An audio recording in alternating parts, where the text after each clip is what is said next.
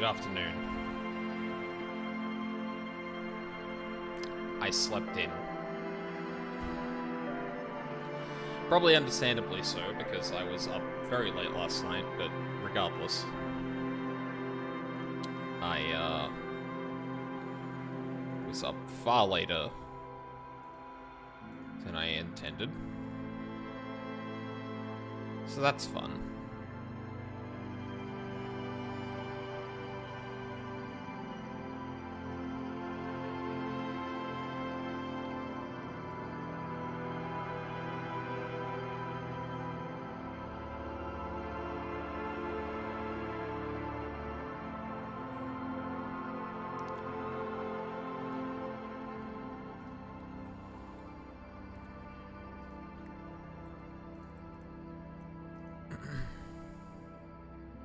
Right, we're good. So this is probably going to be a little bit of a shorter stream, because I woke up, like, 3 hours late. Just casually. Yeah, I probably won't be streaming more than, 3 hours, to be completely honest. But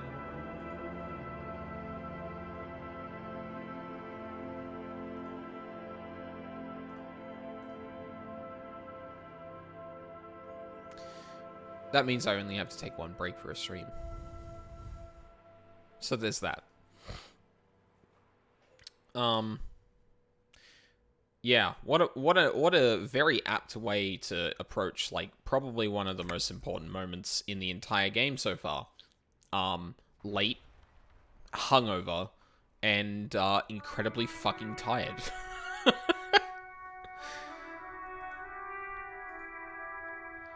Ordinarily, I'd feel, kind of bad, and, I do, because, honestly, I wanted to be in bed earlier and, awake earlier. But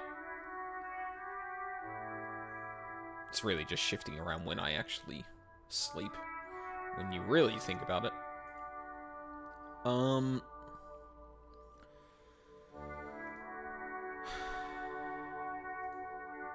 I forgot where I was going with that.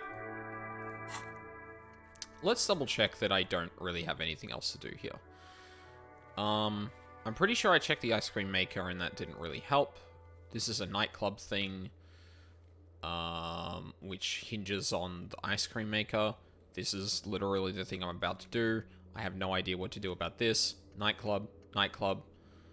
Can't do that until 10. Can't do that at the moment. Need to wait on that. Need to do a check against Cindy, and that's gonna be tough. Fucking, I don't know. The only firearm I've narrowed it down in terms of not being this is my own service weapon, which is not what I was expecting. I was expecting to pick up that gun and be like, oh, it loads 4.46 ammo.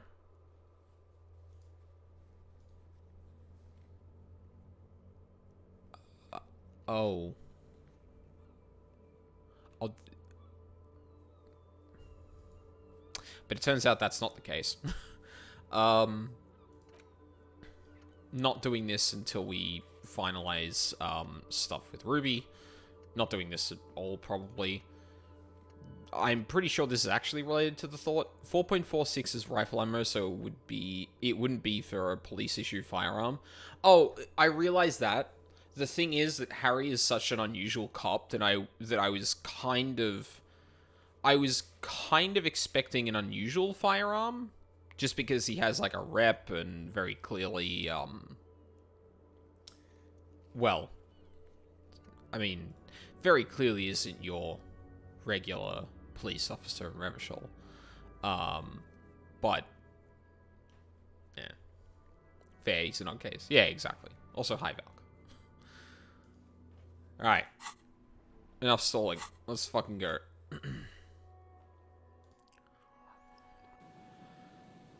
Okay.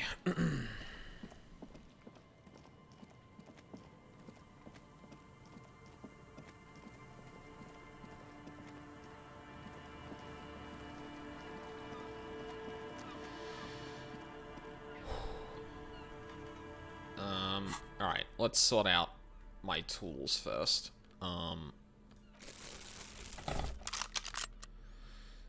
Gun.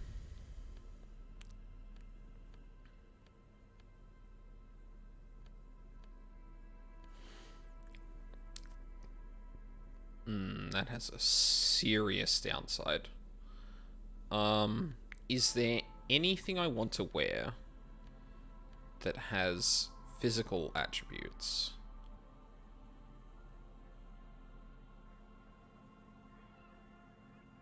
Drama's already pretty high. You know what? Yeah.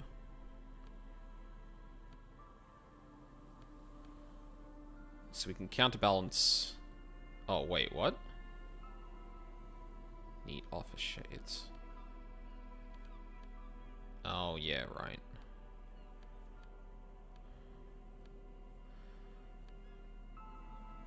Empathy.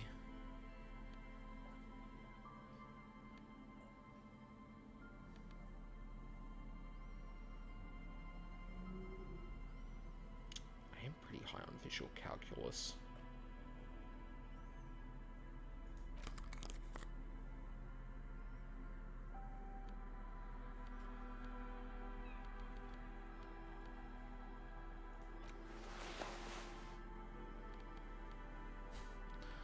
God. Hell yeah. RCM, motherfucker. Put your hands up. That was so hard.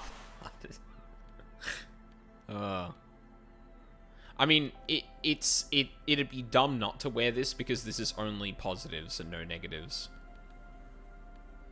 And the negatives are like savoir-faire and reaction speed for other pants, so like, yeah. Choose empathy, perception, authority, less composure, savoir-faire. No, I'll keep those. Half-light's fine. Probably gonna need that shit.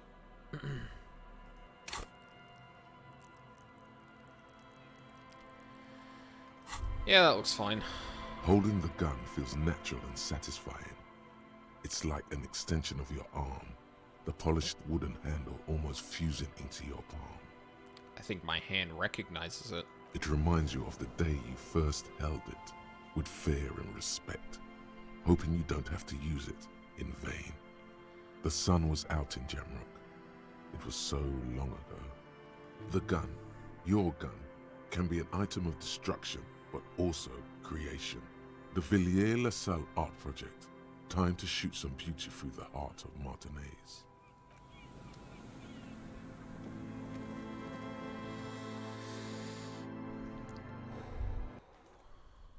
Alright.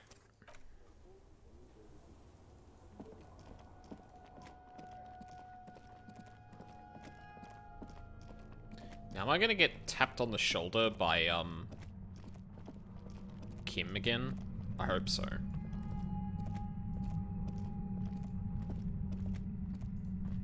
I'm not. Okay. Okay. It feels strange. A concrete pipe buried in sand and dust.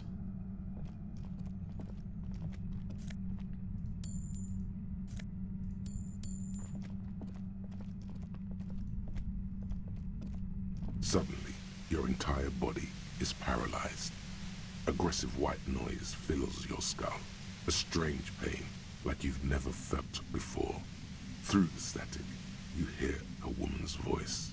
It's like 1,000 radio stations are being blasted into your head all at once. But her words are the only ones you can make out.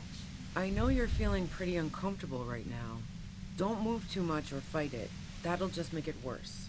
Says the shadowy figure by the machine. Can't say it's a pleasure, officer. I was really hoping not to make your acquaintance. But here we are. As she says the word officer, you feel a spike in the agony.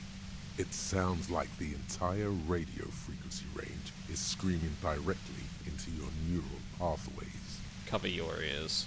No, buddy. That's not going to help. You can't shield yourself from this. It's an entirely new type of experience. Way worse than all the previous ones. I'm gonna top myself up. This feels like a bad... Don't focus on the pain. Focus on doing your job. Tell her she's under arrest. Yell through the static. You're under arrest. What's happening to me? You gonna kill me? Are you gonna kill me too? Help, Kim, help. My brain's on fire. Really now? Check this out. She turns the dial in her hand. You're overwhelmed with a new surge of violent static. It feels like a blood vessel exploded in your brain. Help, Kim, help. My brain's on fire. Lieutenant clutches his head as his eyes roll back into his skull. The torment Lieutenant Kitsuragi is experiencing is worse than your own. He's trying to resist, but there's no way of knowing when he will recover. I'm using a pale latitude compressor. You and your partner have been caught in its field. Okay, yeah, I figured this was something pale related because of the shit from before, but also... Fucking come again? The explosion of static you're hearing, it's the ULAN frequency, blasted from that pale emitter that Angus mentioned.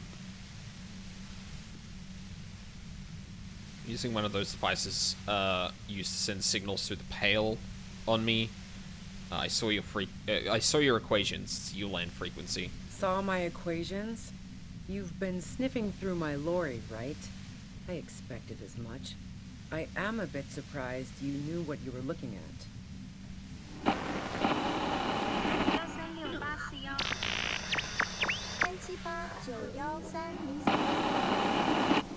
You should probably check on Kim. It doesn't sound like he's doing all too well. Look at Kim. Right behind you, officer. Eyes closed, the lieutenant is doubled over. He's still alive and breathing. A pale latitude compressor is used to sort of make the pale more manageable. With a lot of these, you can force a radio signal grid on the pale, literally crunch the distance across it. Signals are relayed across a series of repeater stations fixed to buoys. Not a fun job manning those stations. All alone out there in the pale, people lose their minds in just a few years. Sounds like she knew someone who used to man one of those stations. But she won't tell you about her. Boy, you're one empathetic police officer to have guessed even that right now. Goddamn right. So, what we are experiencing is a concentration of radio waves. He gestures towards something with great effort. Precisely. This is an industrial strength paraboloid. It's meant for forcing dimensions on something that doesn't have them. Needless to say, the frequencies used are out of this world. At the upper limit is the large prime number generator station. It's used specifically for pale latitude compression. That's why you may be hearing some numbers. But you might also hear, or think you're hearing, local radio chatter. This must be how the twins heard the radio in their heads. They must have been standing by when she tested it. She likes telling you about the machine. Keep her talking. Look for an opportunity to break loose. How did you get your hands on this thing? Will I stay like this forever?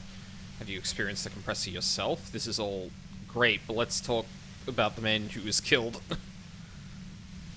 How did you get your hands on this thing? I built it myself. She nods toward her torture device. That's illegal. I'm guessing it's patented. But we are beyond that, aren't we? Oh yeah. Way beyond. She studies her death ray and the law officials trapped in it. Will I stay like this forever? No. Once I shut down the compressor, the pain will end. It may take a few minutes for you to steady yourself, though. It's a bit like waking out of a very confusing dream. 4, 4, 5, 5, 7, 9, 10.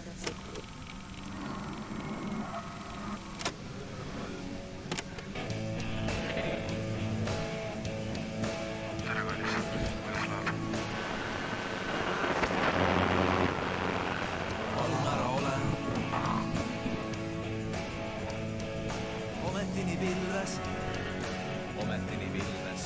Tudru.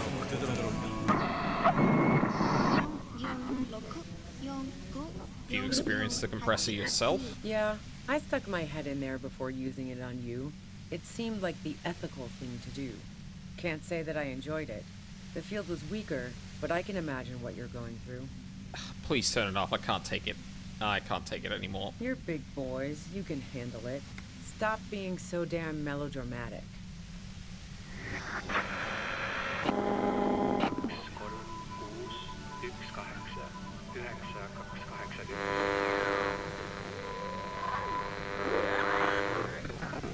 On mattress.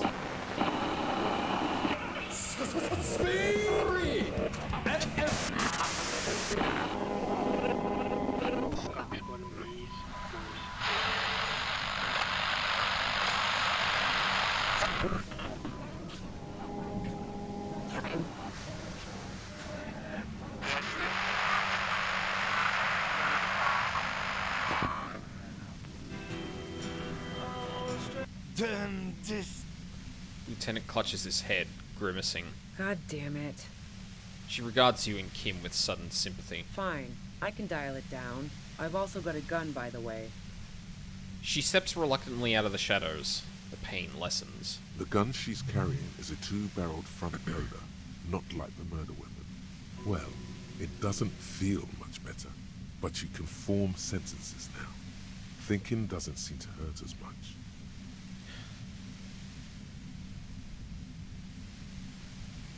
How did you know we were coming? I heard you in the passages, and I've been preparing for quite a while. By hiding bullets under floorboards? So you found my shack, huh? I'm not surprised. Her tone is bitter. She thinks she's been betrayed. She didn't rat you out, by the way. Isabel, the washerwoman. So nice. That's one knife I didn't want to find in my back. Preparing for the worst. You're desperate, aren't you? You don't need that.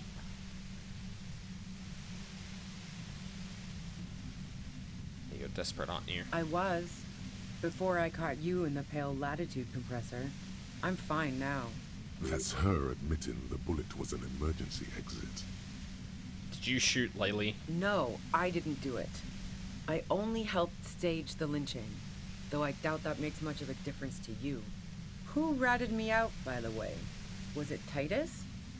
No, he wouldn't have broken first. You're right. Classier was the first to share her suspicions. Oh, I knew the kitten had claws, but not like this. She smiles sadly. But she couldn't have known I was on the coast. How did you find me? First guess wasn't entirely off. Your own boys told us you're on the coast. Titus told me. Took some convincing. Titus and his boys, man. They told us you were on the coast. Hey, newest girl. We're having a time. Well, fuck. Those guys liked me, I know it. If this is what happens to people whom people like... She pauses, taking it in. A dull despair is creeping into her voice. How the fuck do the rest of you get by? Wait, wasn't it you who called me the human can opener? It's not personal. I open them up. I do it by asking questions, and I have some for you. Honestly, I don't know how I do it. I just stumbled in here. I did, didn't I? Now you've come for me. She scoffs. Fuck them all the same. That did make her forgive them. A little. I do it by asking questions, and I have some for you. Like what? I already told you I didn't do it. A strong moral compass. She still wants the opportunity to make a case for herself. Would you say that Laylee was a likable person? I didn't like him. Hardened mercenaries aren't particularly likable types. You don't feel sympathy for Mercs? It's hard work. There's nothing more personal that you had against him. Perhaps his way with women. Did you feel protective of the Union? You think I was envious of his conquests? Look, pussy's not a problem for me. And definitely not a reason to off someone. Did you feel protective of the Union? Yeah, sure. And I didn't like Wild Pines sending in those foreign hirelings. Me and a fuck ton of other people around here. I hate to be the bearer of bad tidings, but I don't think she's perjuring herself. She didn't hate him, okay?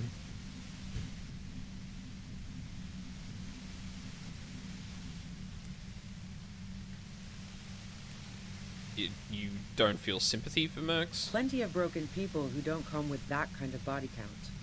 Besides, they're paid well for what they do. I have other questions. I'm listening. Do you have an alibi for when Laylee was shot? Man, I was with the boys the whole night. I hope they at least bothered to impress that upon you. There were 10 minutes they couldn't account for. They did say you left to take a really long leak. There was... You mean the length of a toilet break? That wouldn't even have been enough time. Hold on. No one takes a 15-minute leak. Look, fuck you, man. I might also have stopped by the bar. She speaketh truth. Our investigation has shown that 15 minutes was just enough time to commit the murder. Wow. Now I'm curious. Please, explain.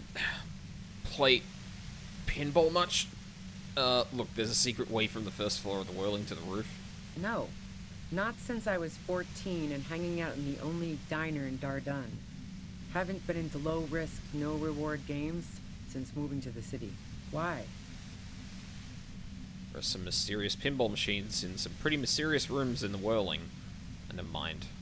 Yeah, and probably some ghosts from the time of the suzerain. I'm not really interested in supernatural mysteries. Wait, what kind of mysteries interest you then? Not murder mysteries either, if that's what you're thinking. She looks you in the eye impassively, making it clear that she's not planning to comment on the matter any further. That's a shame because I happen to be a paranatural detective. What about elevators? Do you like elevators? The fuck do elevators have to do with anything? Do you or don't you? Not particularly. Not even quaint old rickety ones? I'm not really into old shit for old shit's sake. God damn it! Lieutenant grabs his head. So you know she's not an antiques enthusiast. Not my jurisdiction, man. But it also doesn't sound like she used that secret route at all. Look, there's a secret way from the ground floor of the Whirling to the roof. Don't know it. But also, She frowns, studying your face. the shot couldn't have come from the roof. Or we would have all heard it downstairs. Yeah. There it is. She has a point there. No one mentioned. The pain stops him from finishing the sentence. That didn't go super well. You've got to lay something better on her. You have a gun. You like Cassier a lot. I considered her a good friend, yeah. Are you a girl liker? I'm somewhat of a girl liker myself. But you wanted to be more than just friends. Oh, so that's where you were going with this. You said you wanted to run away with her. That's a very sentimental way of putting it. We both had pasts we didn't want to catch up with us, and we enjoyed listening to music together. Why not go on a road trip? The lieutenant watches her expectantly, occasionally shaking from the pain. Okay, fine. I was into her. Clausy was into me too for a time, I know it. We even fooled around once. And yeah, after that I thought maybe we could make a go of it. Clausia only said they maybe kissed. Someone is lying here. Wait, Cassier said you only kissed. If that's what she wants on the record, so be it. I'm not about to go into details for you to jerk off to later. Seriously, just move on. But I do want details actually cringe from the head-splitting torment. Then what happened? She rejected me with some wishy-washy bullshit about how she was confused because she felt so close to me and valued my friendship so much, and how guilty she felt for leading me on. I knew that wasn't the whole story, but thought, fine, I'll take it and move on. No ill will there. It wasn't a problem for her.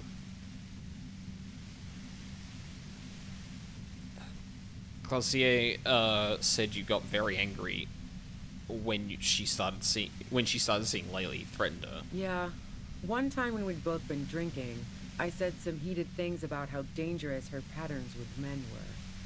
I was a little worried she'd blow it out of proportion in her head. All the drugs she was doing can make you feel like you're living in a DeLorean tragedy. By the way, DeLorean tragedies are still held in high regard for innovation in language and motifs. They are also known for overwrought emotions leading to catastrophic outcomes. Glad I'm still getting paid for this. You a girl liker? What the hell, man? Yeah, why not? I've gotten worse. Despite everything, you helped her by staging the lynching? Yeah, the girl seemed terrified. The merc was beyond caring what happened to his mortal coil. It was a no-brainer. There are other things I ask Go about. ahead. It's your body. And mine too, he thinks. But keep on. This must be done. Do you leave any flowers for Classier on the roof? No. Gifts of flowers and candy aren't really my style. These weren't just flowers, they were symbols of revolution pushed through the pain. So now I'm leaving revolutionary symbols around? Come on. Was that pity? For you? She sees you're grasping for straws here. Classier was mourning. I never did understand why, when someone dies, a hothouse's worth of flowers has to die too. Okay, so you didn't leave Maybelle's. No, I did not.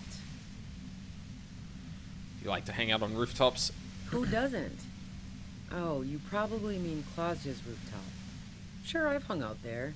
She's got this great antenna. Is that the only reason you hung out on the roof? The view's pretty bomb, too. But you might say the antenna was the main attraction there, yeah. Along with Claudia. So great about her antenna. It's very powerful. I used it to tune into RCM frequencies.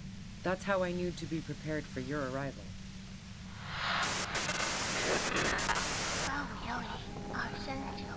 The numbers, Mason. What do they mean? Girl like her is such an elementary school style insult. Yeah, it really is. So you're sure you didn't shoot the merc from the roof? Yes, I'm sure. And anyway, as I said before, the shot had to have come from afar. You're running drugs for the Union. I've been through your lorry. So, Heart of Gold Tommy fucked me over too. Never trust a musician. She shakes her head slowly. That really comes as a blow to her. Maybe twist the knife? Just in case. Make her more desperate.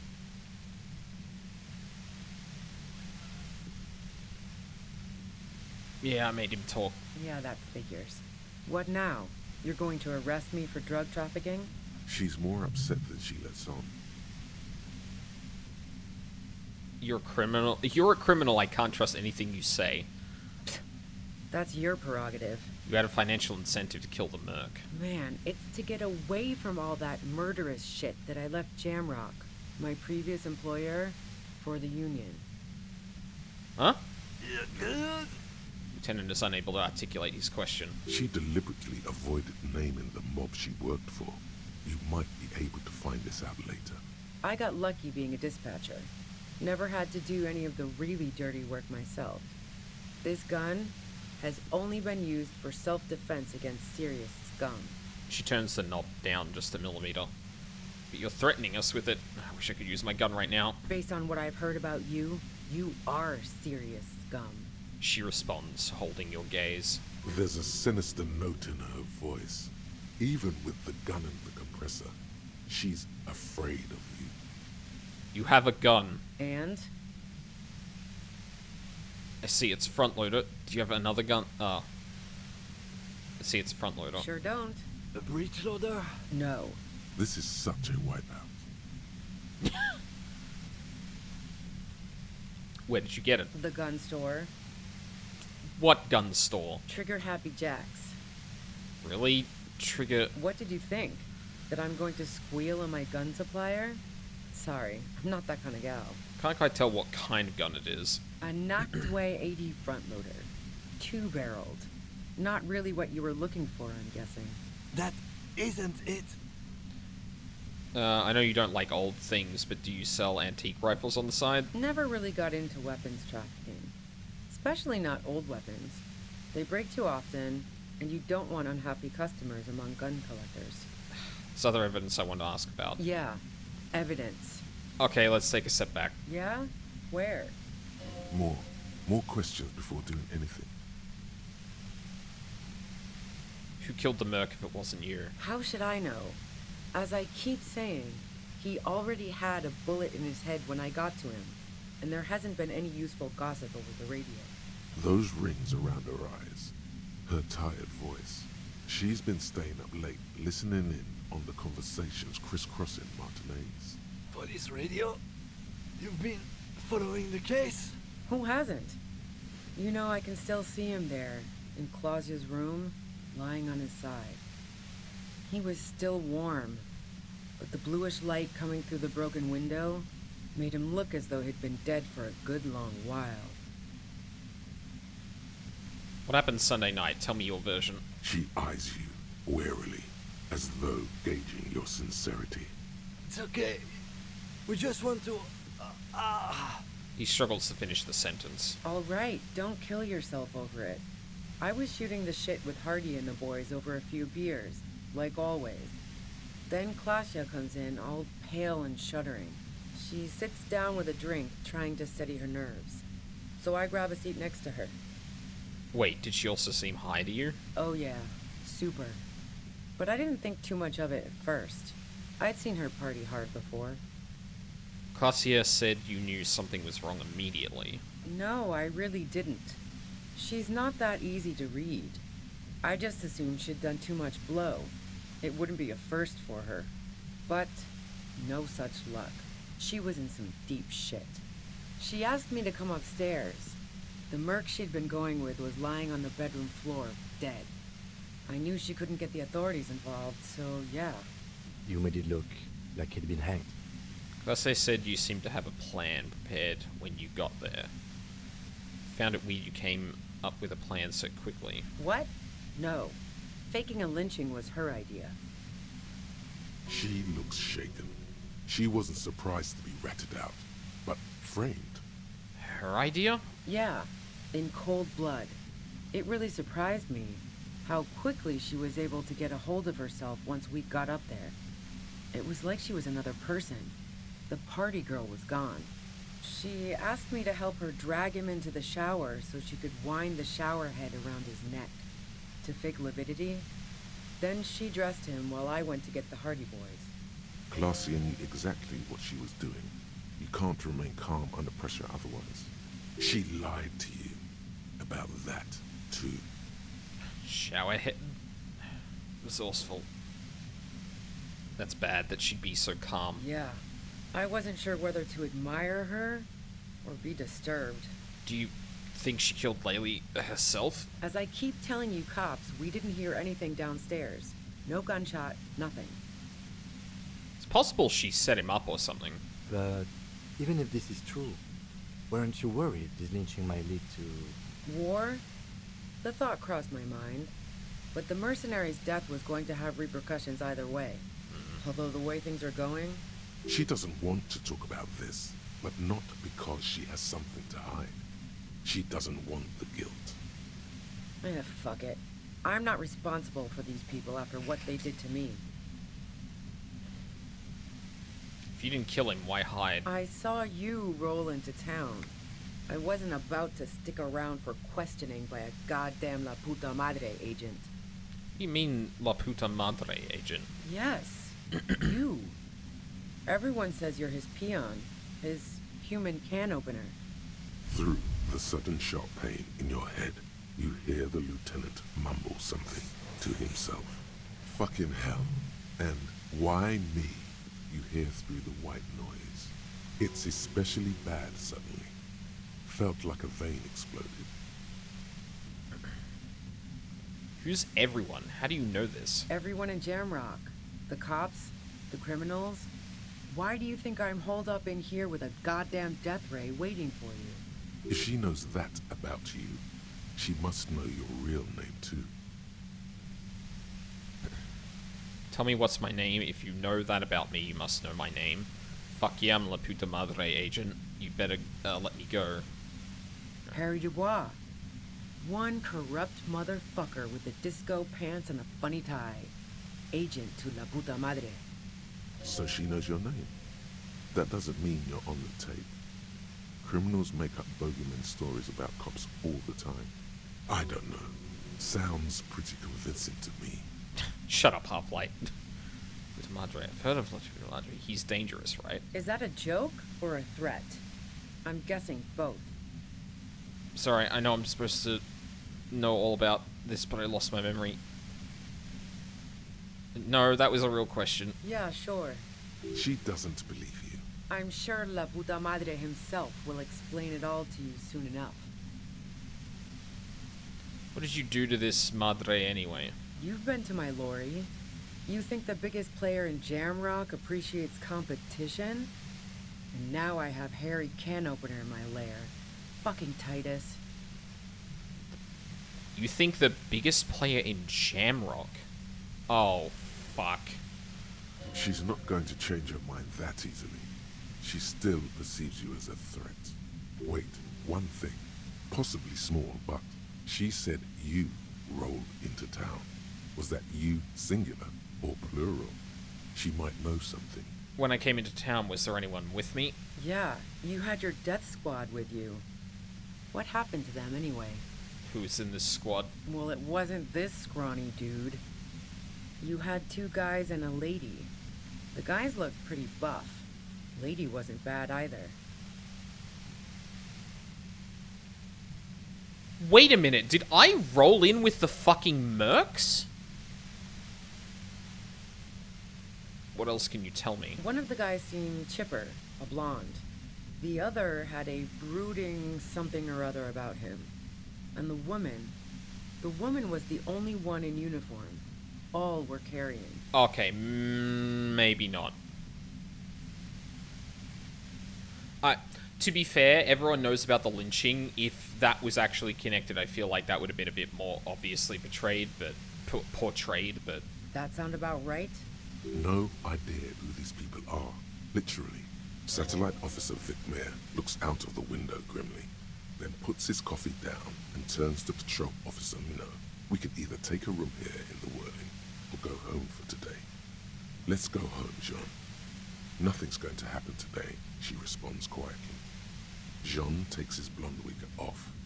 Call Heidelstein. He can give us a ride. I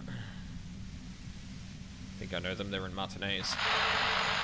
Friction, lock, set. Don't leave me here! Please leave! Fantastic. I've got to get on the road. Then you can go find your friends. Unless you have anything pressing to ask me. Do you know about the bunker next door? What bunker? The communist hideout back there, just a place some comrades stopped through a revolutionary bunker. Don't know anything about it. No one's been around since I set up camp. But I'm sure I'm not the first vagabond to... The voice trails off into white noise in your head. Feels like an aneurysm approaching.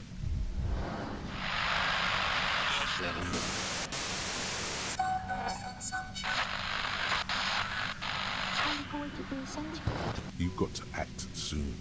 This is getting bad. Keep calm. Breathe in. After the pain recedes, it's a little clearer. I'm going for it. Let's go, Harry!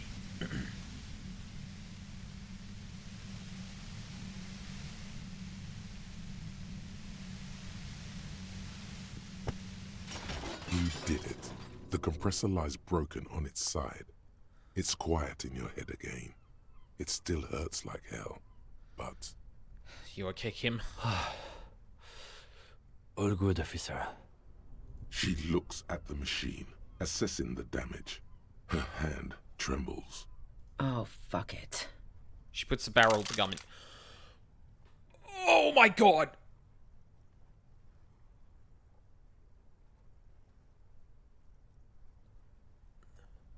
What are you doing? Problem solving. Ma'am, put the gun down. That's not the solution to your problems. You are... Oh, yes it is.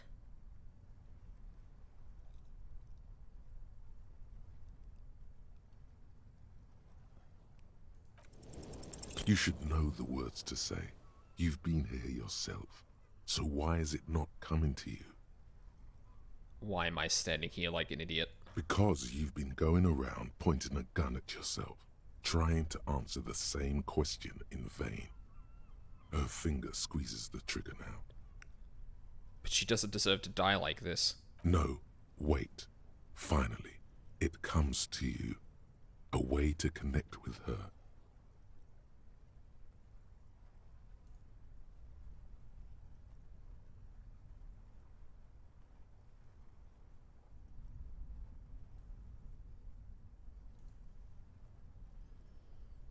You know, I'm something of a woman liker myself.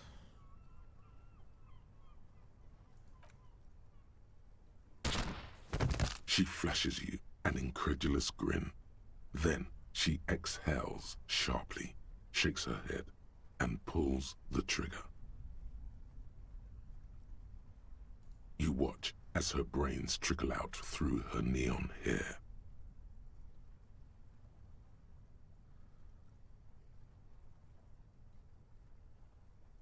Oh, God. Fuck. The lieutenant stands motionless, watching the blood pool in the sand. Get a hold of yourself. He needs your support now, too. What did we just do? Our job. It went really bad. And now we need to clean it up. She died. How can he be so cold? To cope. She killed herself. Failed to talk her down. Lieutenant Yefreitor Dubois, control your emotions. We did our job. This won't be the worst thing that happens on this case, believe me. You can't let this break you. There is no coming back from this one. It will stay with you in nightmares.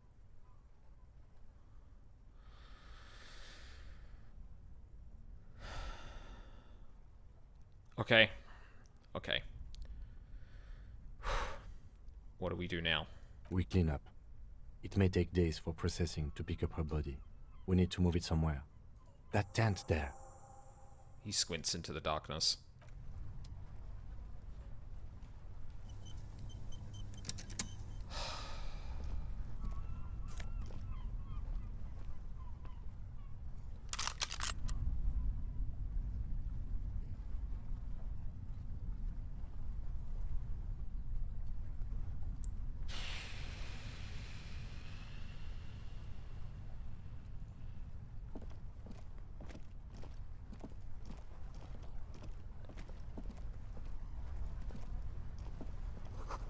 Cooking utensils. She prepared herself porridge with bananas.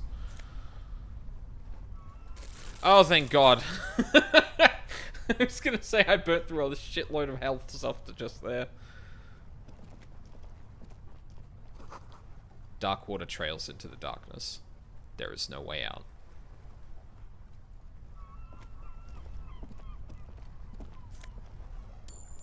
Fuck yes. The plain red tent stands by dispassionately. It was pitched by practiced hands. She was used to camping out. Look inside. You see a rolled up sleeping bag and personal belongings. We should put her in the sleeping bag, so the rats don't get to her. Okay, let's carry her over here. The lieutenant nods.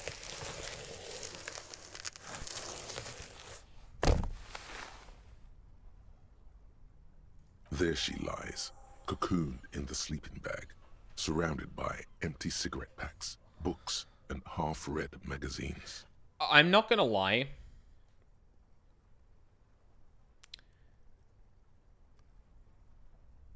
It wouldn't like ruin the game for me or anything like that. But I think it would be really appropriate if your rhetoric check didn't talk her down, but like got maybe a little bit more info out of her and just reassured her that like, or maybe put a question in her head about like maybe Harry isn't in the same place as he appeared to be when he first came here. Like, it wouldn't... Like, I would adore it if that rhetoric check didn't actually save her, but it just got you a little bit extra. But then again, Harry is like apparently the human can opener, so maybe he could.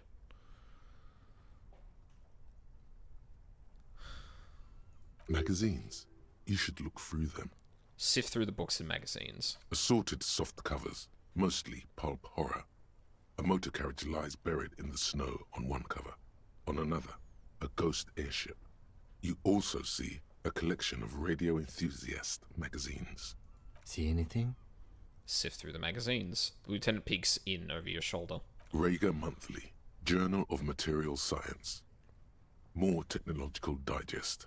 One of the magazines doesn't have images on the cover. It's not a magazine. It's a leather notebook. A notebook. You pocket the worn brown leather journal. She watches by, motionless. We should read this immediately. Like, right now. Thank you, Kim. I think I will. A thick journal. The cover is worn like someone used to carry it around in their back pocket. Examine the cover. It's made of full-grain leather.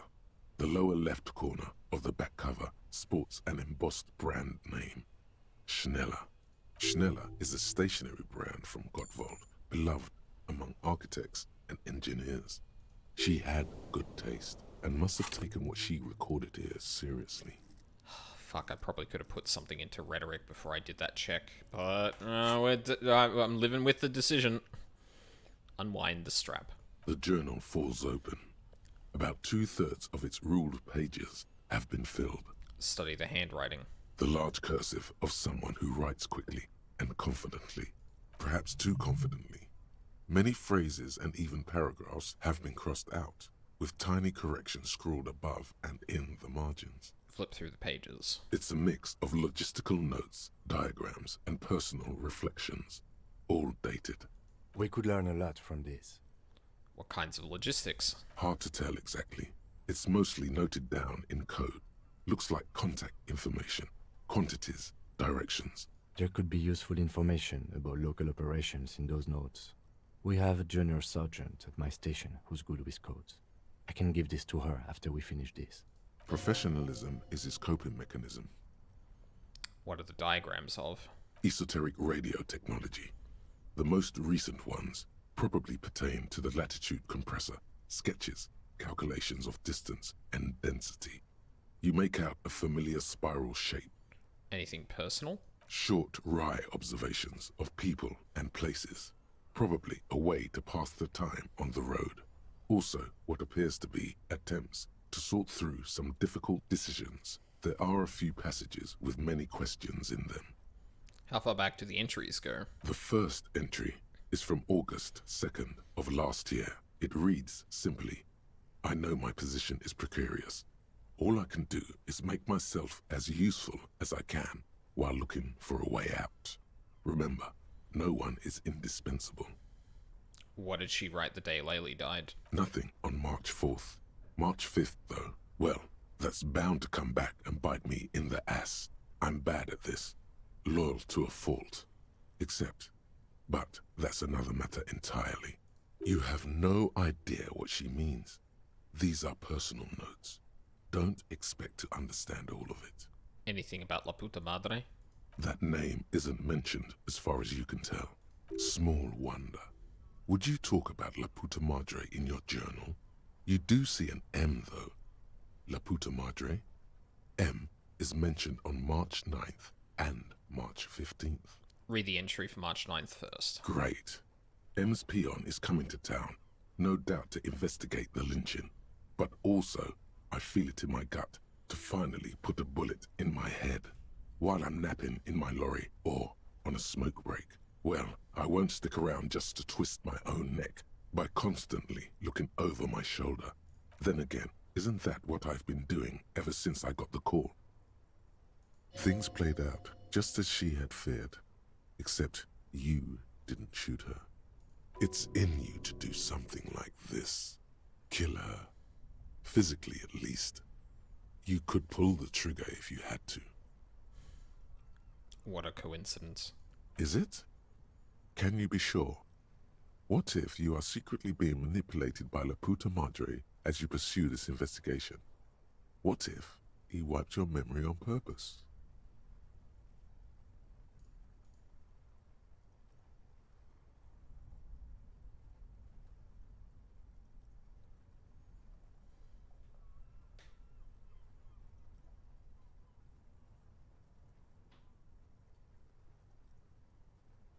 Huh.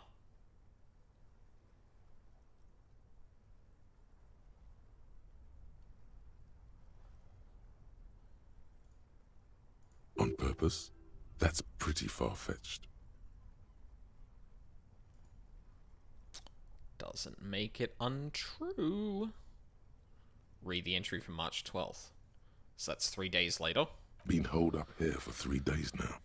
I'm used to being alone and all, but I don't know when I'll be able to leave, or if I'll be ratted out. They will rat me out, of course. I've made it a point to believe in the best in people, the boys, for example. But experience tells me, did M feel truly betrayed by me? I was feeling threatened. He'd have to know if he threatened people, they'd take measures to protect themselves. Even I know that. Economic measures first of all. Gotta make a living, right? I can still hear his voice in the receiver. Taste the plastic. So, before, there was a mention of M's peon, which sounds like Harry. But now it sounds like Ruby was working with M to some degree? The entry ends abruptly. What's the most recent entry? The most recent entry is from today. It reads, even when I leave here, if I leave here alive, what's my next move? Staging a lynching is a crime, even if I'm not accused of murder on top of that. Forever on the run. Not really my idea of the open road. Man, I was really looking forward to winning. I don't think she killed the mercenary. It looks like she might have been framed. Lieutenant taps on the page. This whole thing was a detour, and a fatal one, he thinks. Don't get emotional.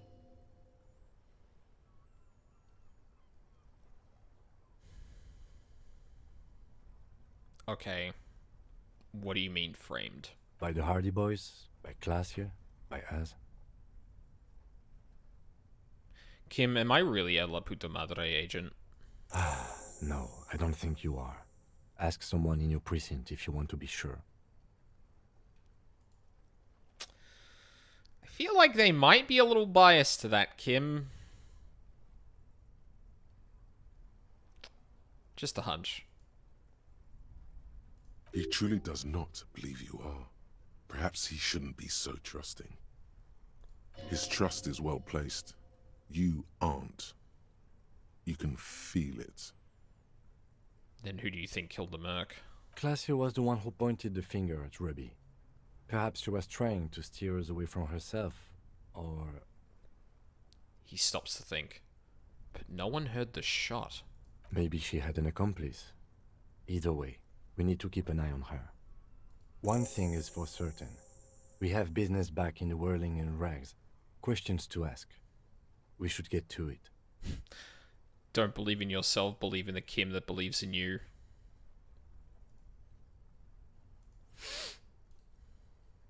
There's one person I do believe in, it's Kim.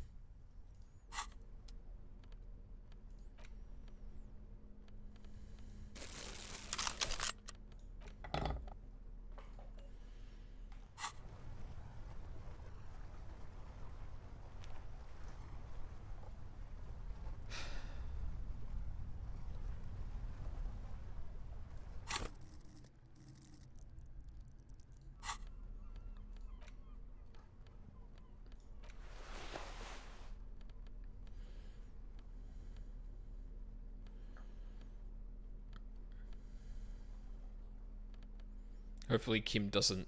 Yeah. Don't. Just don't.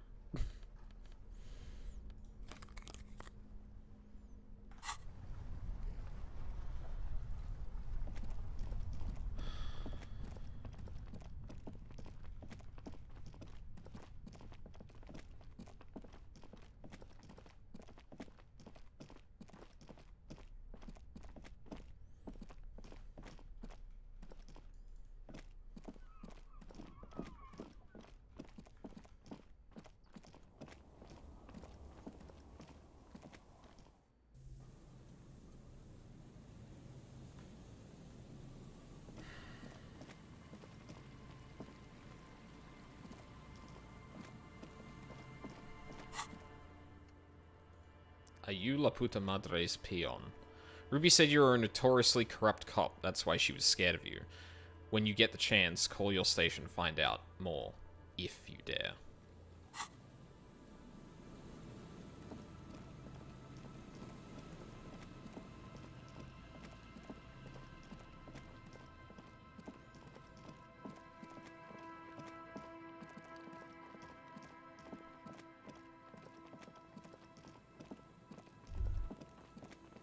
There's no way the perp is in here, officer. Look how scarred the boards are. All attempts to pry them off have failed. Can I try to get in though? Not this time. The opposition is insurmountable, but I like the spirit. Have some points. It's lonely and cold without points. And dangerous. Dangerous too. You think she's in there? The suspect? God, I hope not. I can't see a way in, though many have tried. Nothing more to do here then. There's absolutely no way in through this door.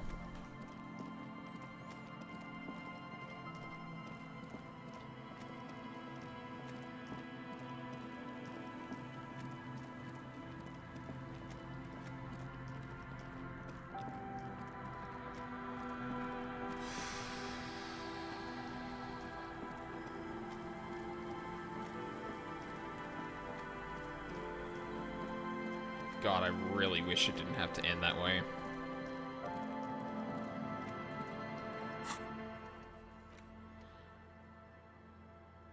Return to the whirling in rags after the whole instigator debacle. Someone there has something to answer to. What? Oh, maybe because I was moving. What the fuck?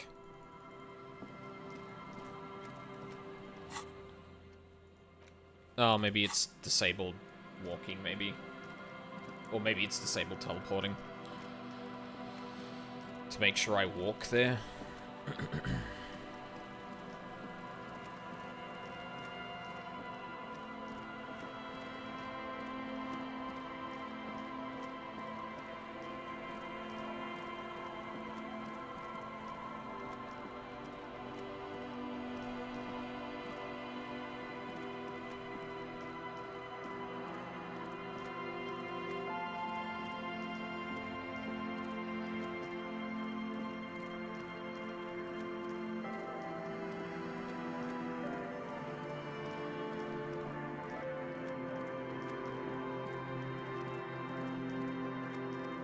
Okay, hold on. I want to think about something real quick.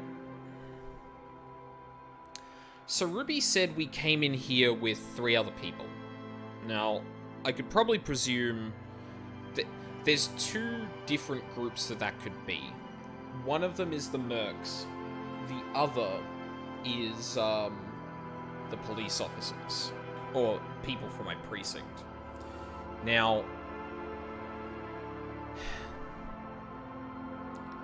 it seems unlikely that it's the mercs, just because that feels like something that should have been connected. Like, it feels like something that Ruby, for example, would probably weigh a bit heavier, because she takes such consternation with us being here that, like, specifically framing the murder of a person I rolled into town with would probably be a bigger deal.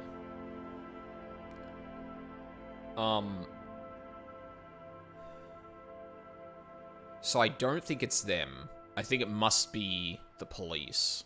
And that would line up with what Ruby was saying about someone there being in uniform. But then, if it's the latter, which I think is the case, why is Kim here? If I was sent with a person from my precinct, why is Kim suddenly involved in this? Maybe it is part of that politicking that ended up occurring, such that Precinct 57 sent Kim along to additionally be there as well, but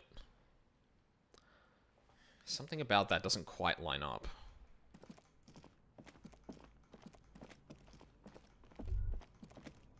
Huh? Stop. Just up ahead. Danger. Uh-oh. What you have isn't enough. You need more firepower. A ranged weapon. Water streams down your Kvalzun KR2 multi-tool. It looks impressive, but what can it do against military-grade weaponry? What am I supposed to do? Be prepared. Make sure you have your pepper box in your hand. Your fingers reflexively reach for the Villiers 9mm pistol in your pockets. I'm not sure I feel ready for what lies ahead. Then you'd better get ready. Whatever happens, I've got your back. Thanks, Kim.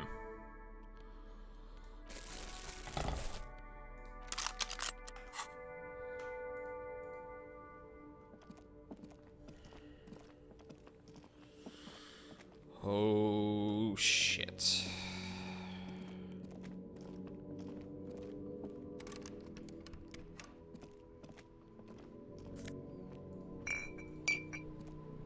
I'm all out of shits to give, loincloth. Welcome to the fucking reckoning. Oh, fuck. There's a feverish gleam in his eyes. Put your damn gun down. People are gonna get hurt. We need to talk this through. All right? Shut up. You're not gonna talk yourself out of this, loincloth shit fuck. This is the mercenary at the gates. His chest rises and falls under the ceramic breastplate. His fingers reach for the butt of his sidearm. This is a misunderstanding. Nothing irreversible has happened yet. You can just return to your unit and forget all about this. The Kypt is merciful, willing to spare us if we just forget about our murdered and humiliated commander. I think we should just kill everyone, Corti.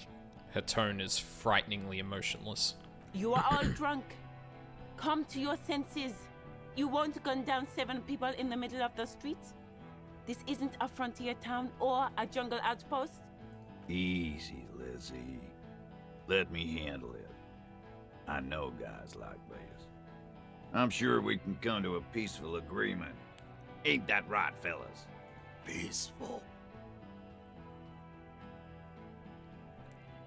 It sounds like the armored figure is weeping. Nest in your abdominal cavity like a little wild mouse. The masked man's words are barely intelligible, but you can hear them. Fuck, there's a third one. How did we miss something like this? Lieutenant points to the helmeted figure. This third one, he is the most dangerous of them all, heavily armed. The lieutenant is genuinely worried for his life. You should consult him before getting in there. We're out of time. This is... The Mercenary Tribunal. What do we do? My plan is not to get killed, but we have to intervene. The big one is the mercenary at the gates. If this turns into a firefight, we should take him out first. He nods. A sound strategy. He's the leader. Let's walk away for now. No, we have to step in. This is not going to end well if we don't. Should have put my fucking armor on, god damn it. Stop, this is the police. Get lost, comedian. You cops had your chance. Now it's fucking time for some justice. He licks his lips, waving his gun at the crowd. Losing his balance for a moment, he staggers backward. I think he's calmed down a bit. Pig fuck! Is the only word you can make out. Doesn't sound calm. Easy now. No one needs to die here today. Oh, people are gonna die today. We're not leaving it like this. These tribals hung him up for everyone to see. Oh, I am... Give me a reason. You No one is going to kill anyone. Let's just put the guns down and talk like civilized human beings. With a wordless gurgle, the killer loads his long rifle. The leader gives a small nod to the helmeted man. Suddenly, the grip of your sidearm feels comforting and warm. in your hand. Feels like it's saying, do it. Shoot him in the mouth. Shoot him before he shoots you. No, wait. It's good you have that gun. It really is. Just soften him up first. Present an argument. I'm barely keeping you together here. This is it, the big one. If you talk to him, he will rattle you, not the other way around. Peace. Always peace. It has worked thus far. Start with the first idea you have, then move down from that. Please. Who is that? I didn't know you had a third guy. Rude. Rude is the killer. Rude, the killer. Owen Cloven. He doesn't talk much. The armored woman smiles a vicious smile. All of you cunts inside out. Was that rude? Rip you open. The killer? The gunner. The raddest. The killer. He gestures towards himself. He nods towards the woman. He points to the figure clad entirely in ceramic plate. What do you think he does? There, on the rim of Owen Cloven's helmet, you count little stick figures. 19, 20, 21. Count the figures. About 50 little stick figures. All of them black, plus 2 little white ones in the end. These men served in Seminai, the native islanders. Kills black people. That's right. Plenty of kips here in Revachol, too. T, let's fucking do it. The man presses through his teeth. His hand is on his belt. Easy. Easy now. Thanks, Felician. Listen, they didn't do it. Yeah? Who did then?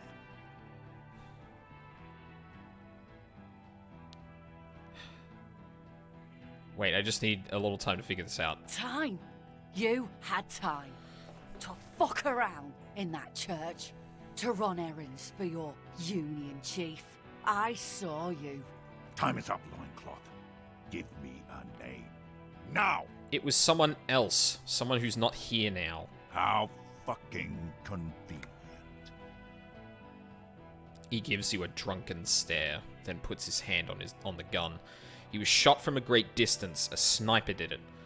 A lot of people could have gotten to that roof, like Gart, the cafeteria manager. Actually, they are here. Pointed the enemy. It was one of you. He was shot from a great distance. You think I'm fucking stupid, cop? What if I just shot one of your pals here, right now, huh? How about the kid? Tell me, it's a magic fucking sniper one more time. Listen, please. This cop and this drumhead cop marshal won't decide who... Think. Why doesn't he believe me? Your mind grinds to a halt. All you can see is the revolver in the man's armored hand, swaying, pointed at her.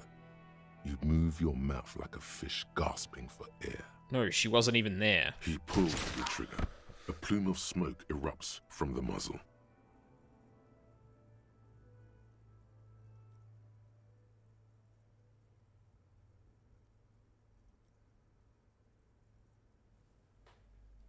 The shot rings in your ears, a low, tinny ring. Then the Hardy Boys yell something.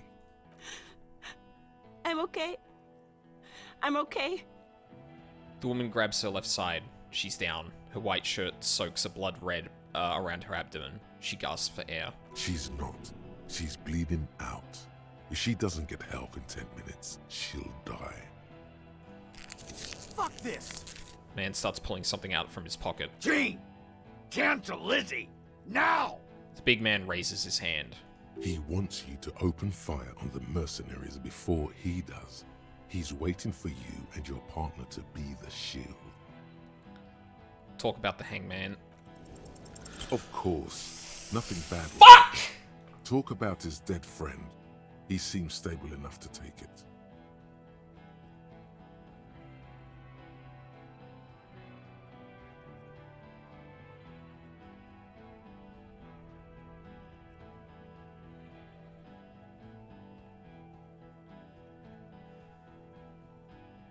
I sure? He's already shot one person. Even better, it will further destabilize him, costing time and maybe even lives.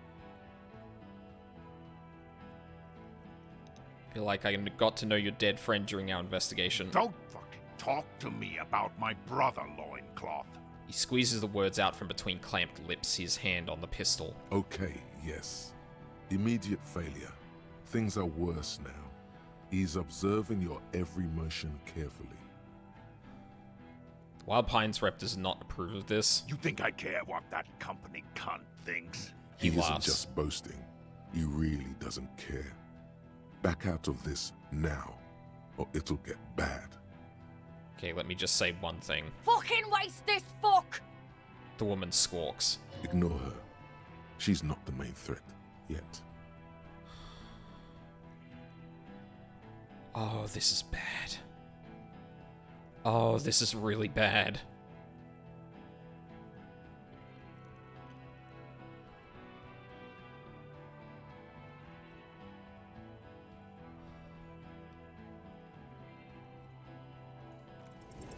International something. Don't say it. But now you stood there scratching your ass for 1.5 seconds. You think this helps things? Where is Classier? She can explain this. Who the fuck is that? Glacier, the woman upstairs, where is she? She left! Fuck! Unarmed, hunched, but keeping it together. God, what the hell? What do you mean she left? She left! Her room's cleaned out! Right before these assholes showed up! We should have arrested her. You can feel how upset he is with himself. Just for a second. Then the fear takes over and he's back in the moment. Hey, Bushman! Your little cunt isn't gonna help you out of this one! She's gone. Forget about it now. Concentrate on this.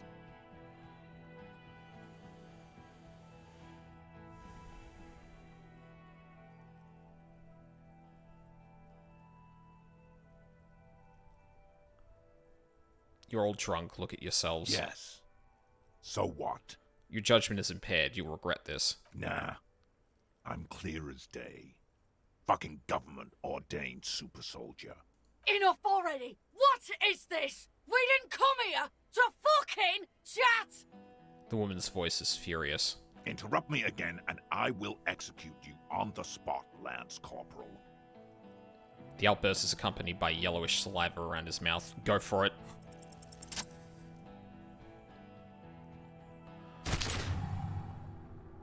A plume of smoke and fire erupts from the gun, and your hand goes numb from the explosion. Of course it had to be that fucking one that worked. God damn it. Look through the smoke rising from the barrel. The smoke drifts west with the wind. You hear the plaza erupt in violence, slow, like a waterfall in reverse. Look at Courtenay. There is a hole in his cheek. Blood gushes out as he stumbles backward, eyes filled with rage and disbelief, gurgling, muttering something unintelligible. His lips, moving, swollen with fear, are trying to say, shoot him, but he can't.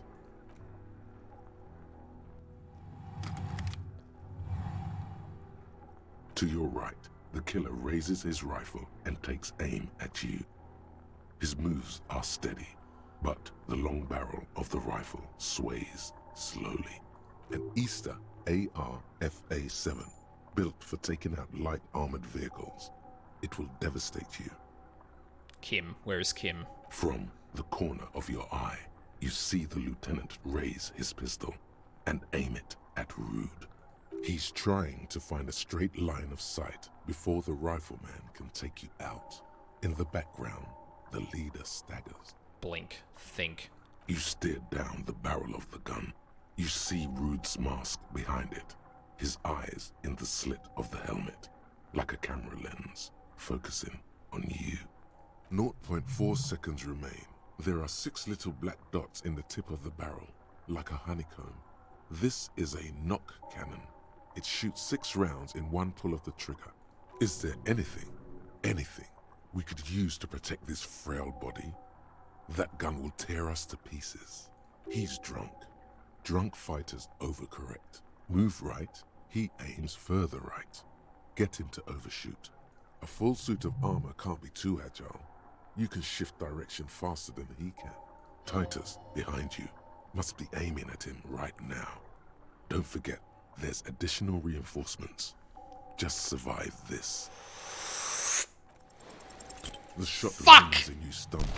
Something violently tugs at your shoulder, pushing you backwards with incredible force. A volcano of burning pain erupts from your left shoulder. God, please.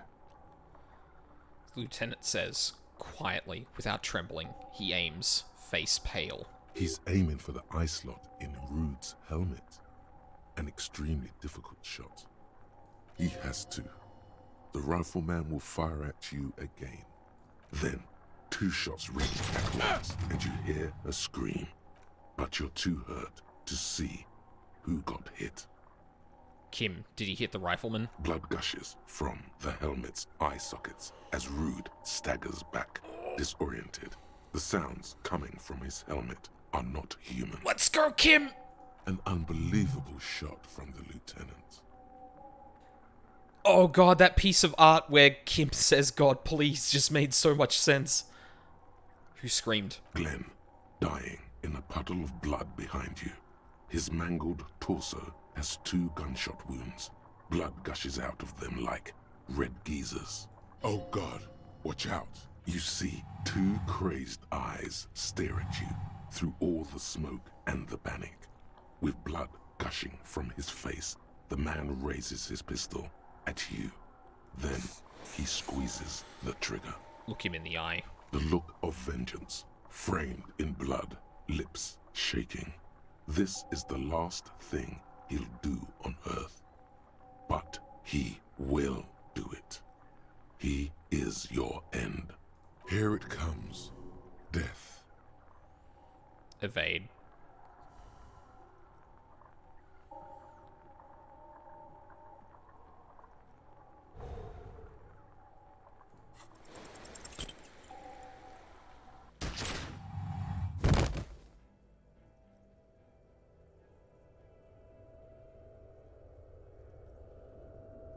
You can't. There is no time.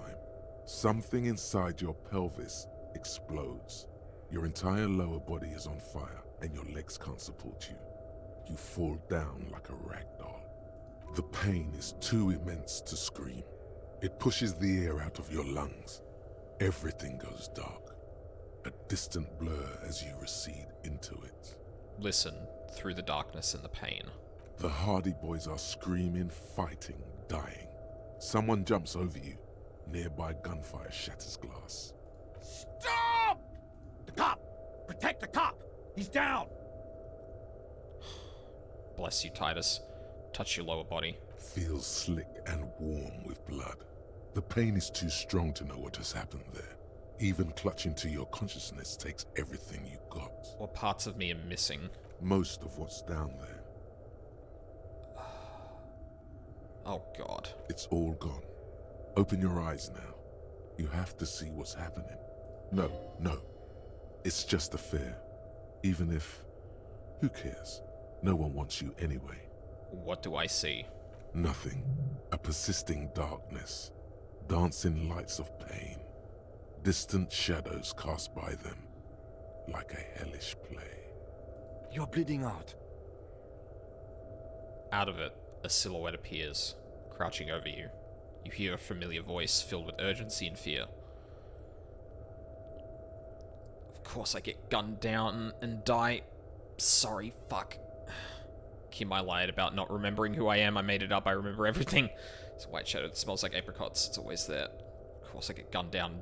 Yes, Sorry, fuck. keep talking. Stay awake. Look at me. The lieutenant pushes down on your wound, hard. But you can't. It's so hard.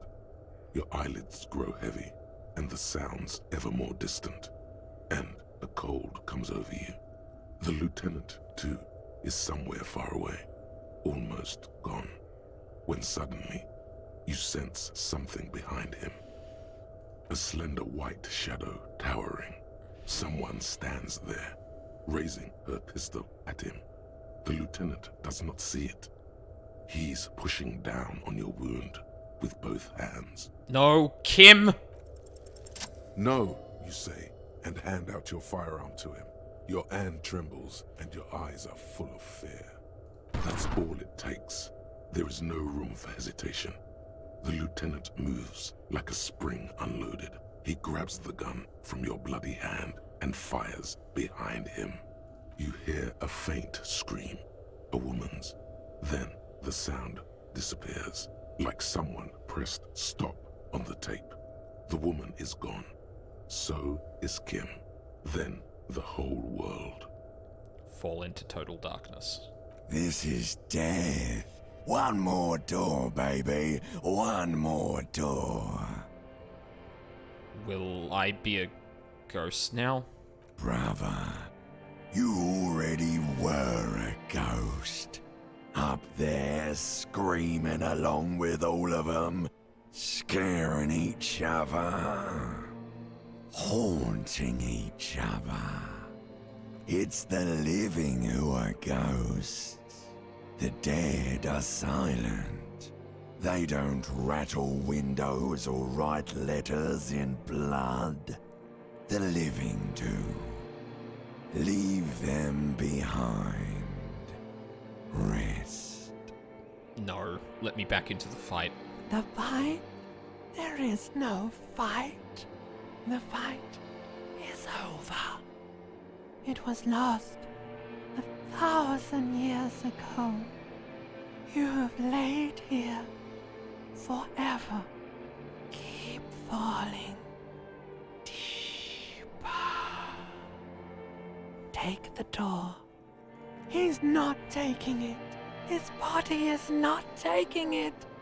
Oh God, no. He's not disintegrating. He's swelling up instead.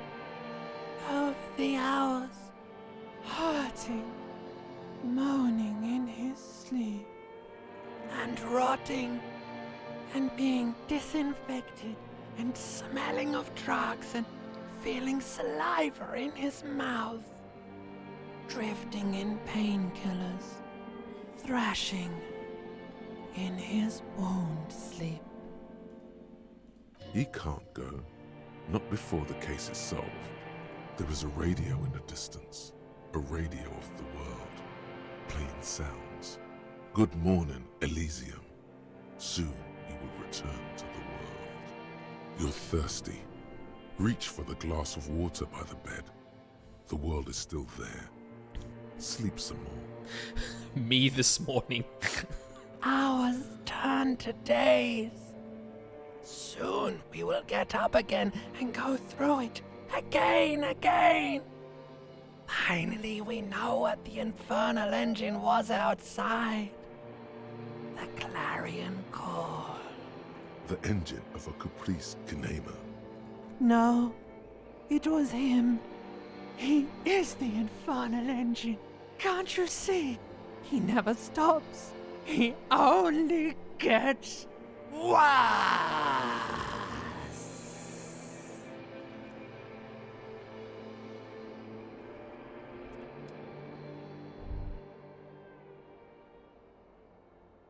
You see the lieutenant's familiar shape in the orange jacket. It turns double, then triple, from the pain. Kim, Sunrise, Parabellum. the lieutenant says. He's in the middle of a freshly cleaned room, with the fan above his head like a halo. His face is covered in bruises. Ouch. It's not ouch time yet. You just got the Dramamine pill an hour ago. Wait until it wears off. Thanks, Kim. Dramamine. Then it's not that bad. Neither surgical nor organ damage bad, but still under the counter bad. The room... it's clean. Mr. Gart cleaned it. It took him an entire day. How long have I been out? 2 days, in and out. You've been up enough to take Dramamine and curse. And drink water. Piss jacket, Kim. You took it off? Yes. The joke wasn't funny anymore. I took it off.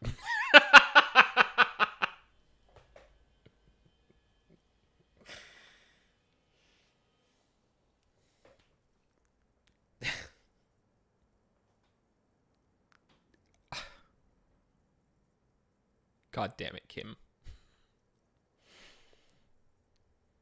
The close proximity of death must have made the lieutenant contemplate his life choices.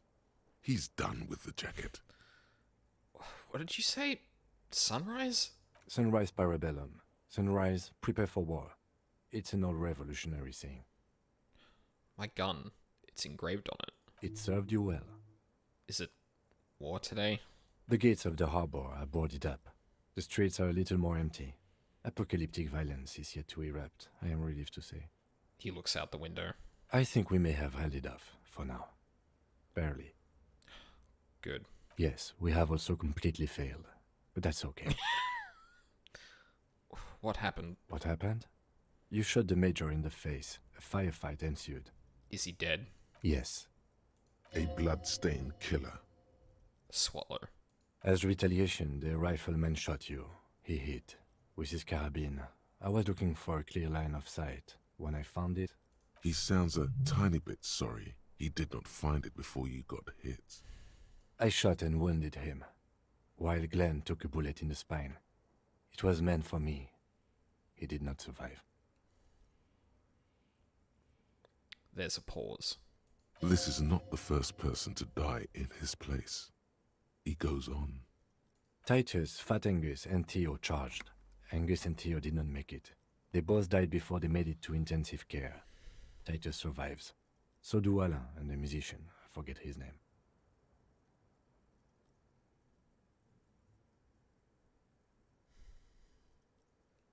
Oh, this went really bad. And yeah, you did miss the event, Valk. Yes, he's still alive too. Nod. You were bleeding out. You said something, I don't know what. And you warned me. I was able to disarm Officer DePaul before she got the jump on me. Thank you. I killed her. And that's what happened. The lieutenant takes a cigarette from his coat pocket and lights it. A bitter smell fills the room. Thought you only smoked one a day. And they're all dead? All three of the contractors? DePaul was the last to die. Evrard had their bodies returned to Crenel for a funeral. The company is yet to retaliate. Why? Because we deterred them? Or Joyce did? Maybe the harbor in full lockdown is too costly a target. Or maybe... He breathes in the fumes, thinking.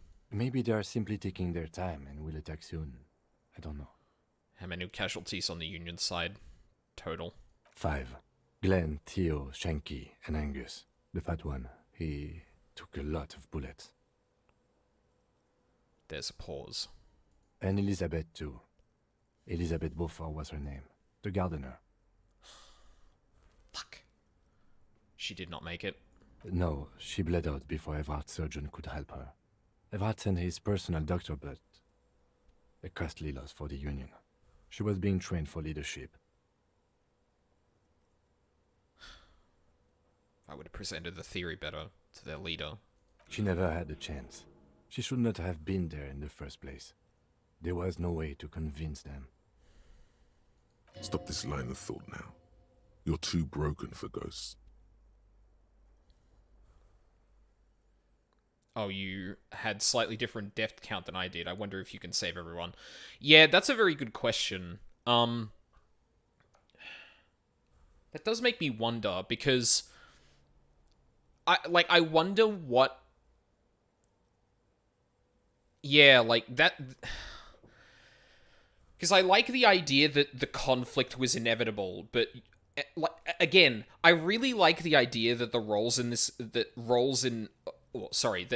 skill checks and stuff like that in video games aren't, like, reality warping. Like, you couldn't convince them out of the gunfight. You could only make it so people had better opportunities to maybe, like, survive or shit like that. And not knowing the intricacies of how that works, it's hard to say which way that would go. But, I would probably guess that the variance there is the body count with at least one death guaranteed. Second playthrough is tempting. Sure is. And that's... I thought you only smoked one a day. This is the one.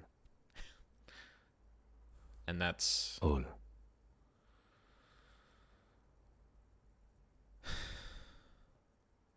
An absolute disaster. Yes, officer. 6 people are dead. It's not a success. 7, Kim, but okay. +1. Ruby. But what's done is done. The violence is cordoned off. The Hornets did not get into the beehive. The worst scenario has not materialized. Yet. He rubs his swollen chin. And we are still alive. Both of us.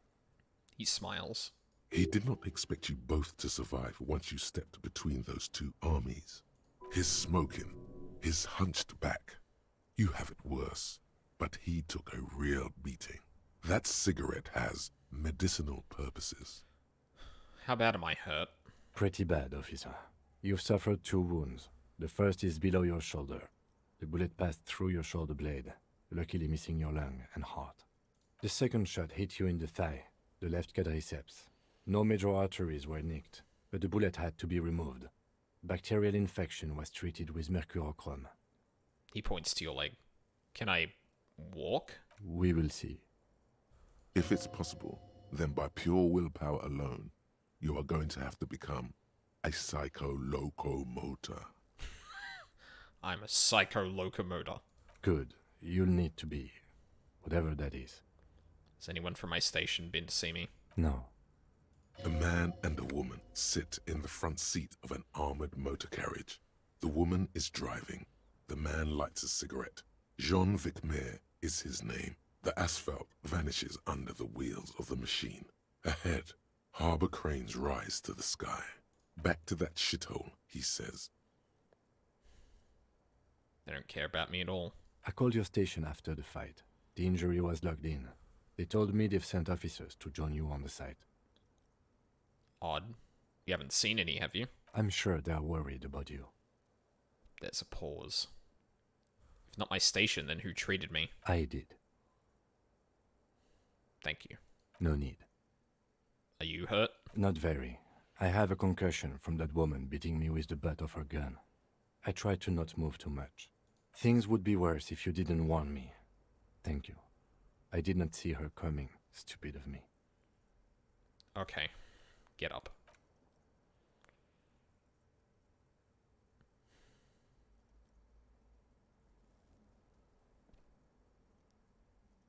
Easy now. The lieutenant turns double again before your eyes. An orange hue of pain. Your balance is way off. You feel like you're about to fall over on that thing. How are you? The lieutenant looks at you, teetering on your feet. What happens now, Kim? I honestly don't know. But I don't know either. We can't talk to Everhart. The harbor is in lockdown. Everyone in there is outside our grasp now. And Joyce has left too. Joyce is gone? Yes, she left yesterday morning. To meet the board of Wild Pines, or that is what I've heard. There's a pin somewhere in the machine that keeps Connell from sending in a death squad. He looks out the window. Maybe it's her. Maybe she kept her hand. Either way, Ruby's gone. And Clasia too. We really should have arrested her, you know? Wait, you've checked? She's really... Guard confirmed she left 20 minutes prior to the tribunal showing up. Who did it then, Kim? Who killed the hanged man? I don't know. I think the theory you presented, it's someone else, outside our circle of suspects, was right. It better be. Everyone within the circle is either dead or gone. Honestly, I think our investigation has not produced a single credible suspect. This is because I'm a La Puta Madre... this is because I'm a La Puta Madre's peon, isn't it? Don't be narcissistic. Half the cops in Revachol West are his peonies. Even if you are, peonies. it is not a decisive factor in this case. That does make some sense. Fucking Maybells, Kim. The flowers. What?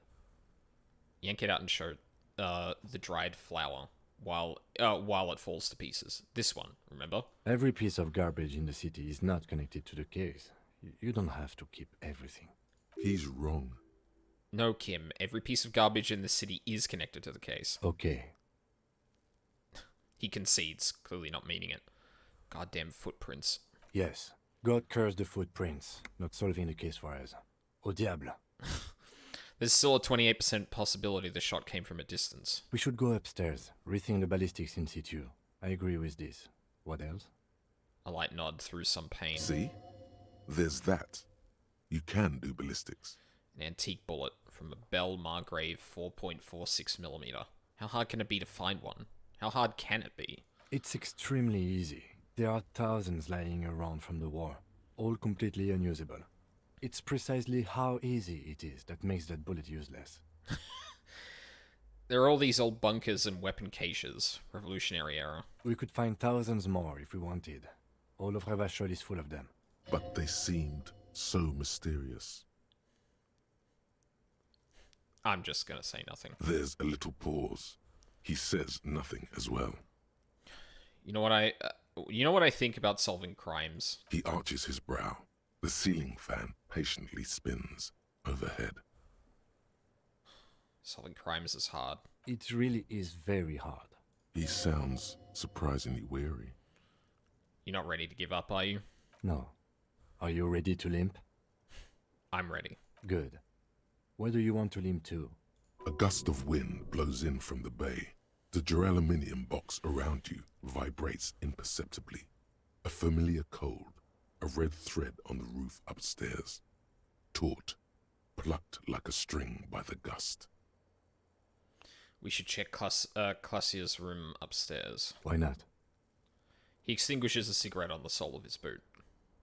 In my room, Kim? Another look at the window, perhaps? The one he was shot through.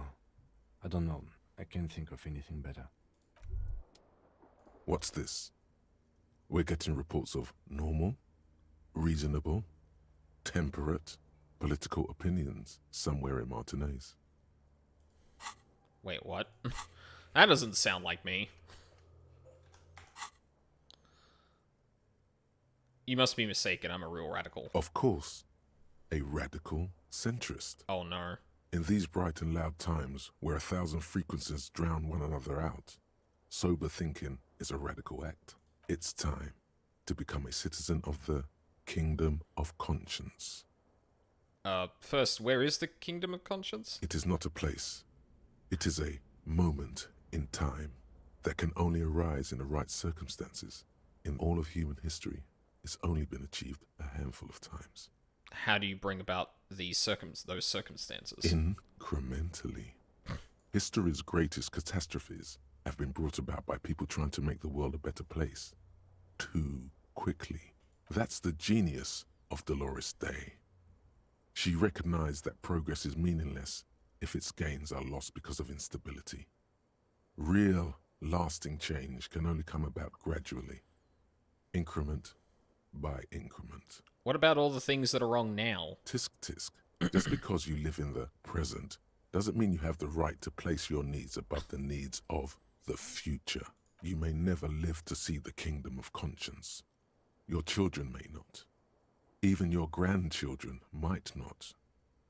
But that's no excuse not to keep working. What rationality? What sang-froid? What benevolence?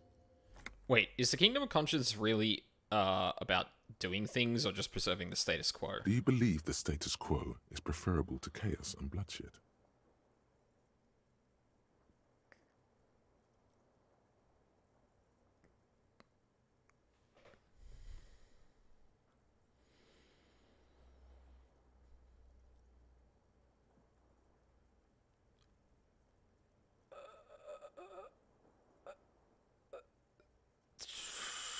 The status quo in fucking Revachol's pretty shit. Then you've never lived through real chaos. Sometimes, in the face of great disaster, defending the status quo is progress. Okay, but what's the Kingdom of Conscience actually like? The kingdom is difficult to comprehend, and even more difficult to describe, partly because humanity will need to discard many of the categories that define and limit it today. The Kingdom of Conscience is post-capitalist, post-national. It's also post-industrial, post-ideological, and even post-sexual. Man, that sounds kind of terrible. I don't think I want to be a moralist anymore. Sounds incredible. LLZ, let's get go there right now. This is probably going to be another thought, isn't it? Fuck it, I might as well get it, honestly. Slow down, Mr. Reasonable. Did you miss the part about compromising and taking things slow? Alright, then let's get there eventually? That's right. Remember, real democracy is just around the corner for Revachol. When that real democracy kicks in, a long time from now, we are all going to be so much happier. Amazing. You see gleaming white enamel, no bottles inside. Look, the door is open. You can walk into Kim's room. What? Oh. Open the door. The alarm is set for 6:50 a.m. Medicinal supplies on the cupboard. Mirachrome fucking whatever.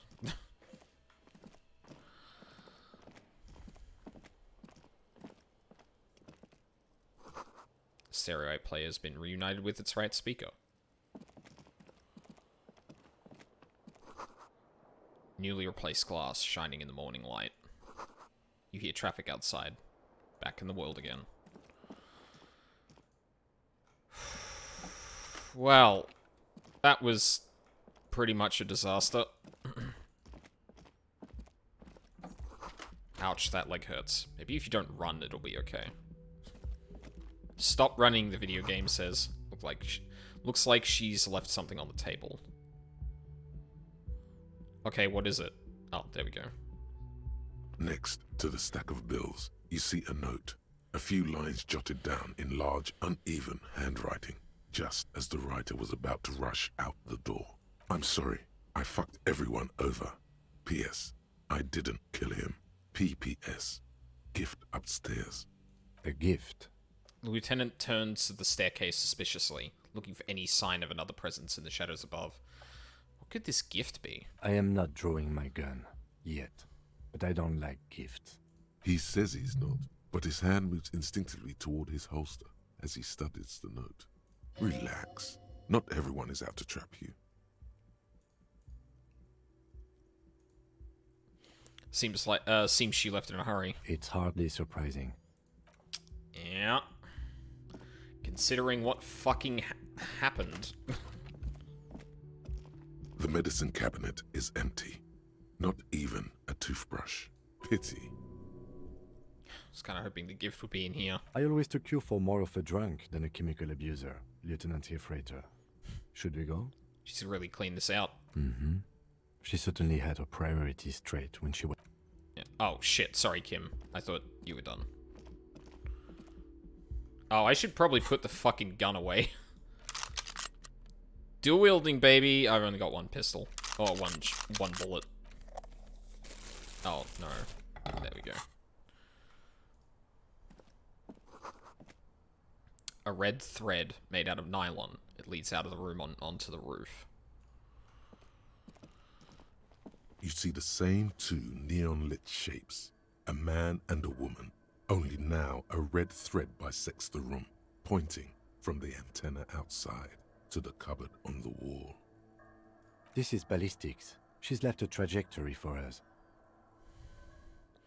The lieutenant tests the thread with his finger. Drawn taut, it rebounds instantly.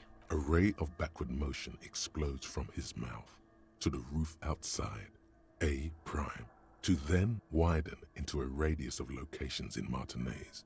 B prime, B double prime, and B triple prime. Where does the thread lead? It suggests the bullet came from the extreme upper quadrant of possible angles, from a point beyond the roof. B triple prime, the island in the bay. Is she trying to tell us the shot came from the islet?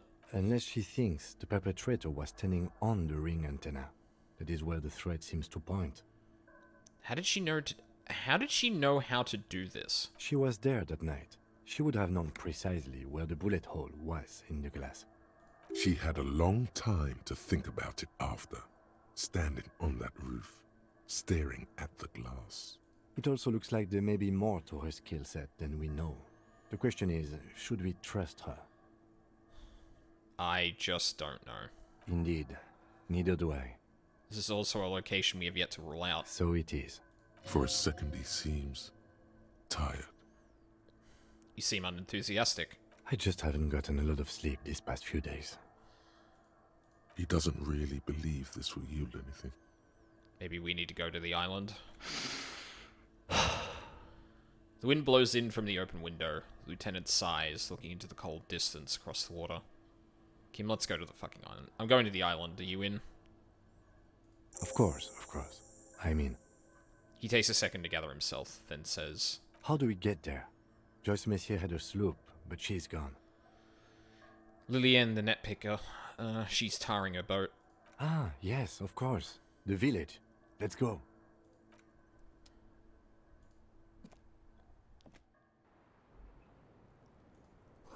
Thread is tied to the antenna.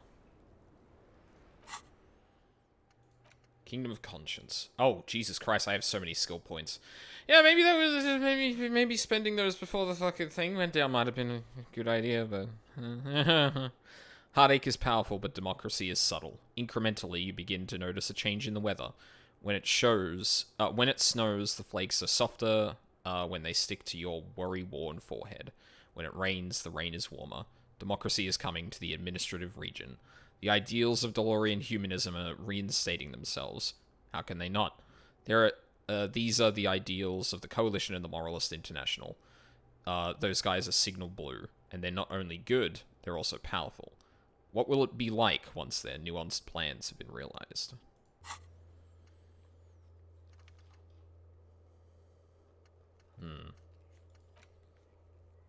Go to the island in the bay. There could be a boat in the fishing village on the coast. Ask there.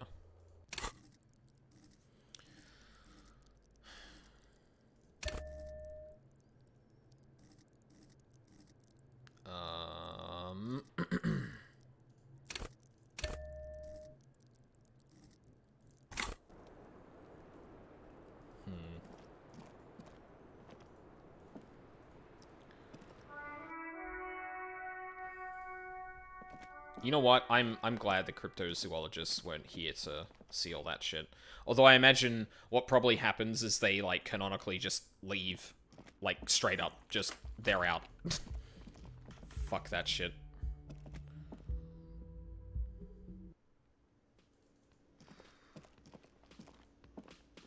Oh, you're up. It's good to see you back on your feet. Did you like your room? I cleaned it for you. I did, thank you. Big improvement. You're welcome. I thought it would be nice for you to wake up in a clean place after you, let's be fair, defended this establishment and its clientele from gunfire. I give credit where credit is due, and that, sir, was a nice shot. I was watching until you hit him. Crawled inside then. Bullets started flying. Anyway. He clears his throat. I wish you a quick recovery. Also, you and your partner are staying here free now. This establishment supports cops.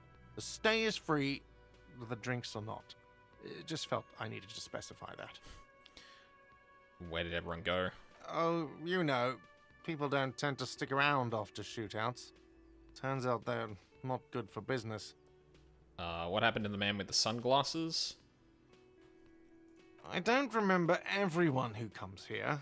And many people wear sunglasses inside lately. Must be a fad. Okay, so I have to mention, when it happened, you were right out there on the balcony. Yeah, I was. Yeah. That's because I'm a badass. You say it as two different words like that. It sounds like you're something wrong. It sounds like there's something wrong with your ass. Just nod stoically. He nods back at you, even more stoically. Just two badass men nodding stoically. Oh my god, they're actually just nodding back and forth.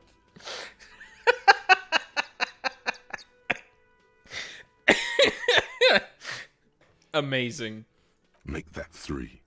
The lieutenant is nodding too. hands crossed. Yeah! Fucking great. Alright, thanks.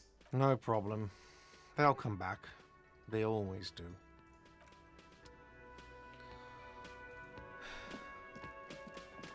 Wow, I'm surprised you're still here. Hi again, Gendarme. Bye-bye, Gendarme. Oh, nothing to say. Hey. Seeing you approach, the bruised man raises his bear in welcome. Crazy motherfucker. Didn't think you had that fury in you. But I guess I've misjudged a lot of people lately.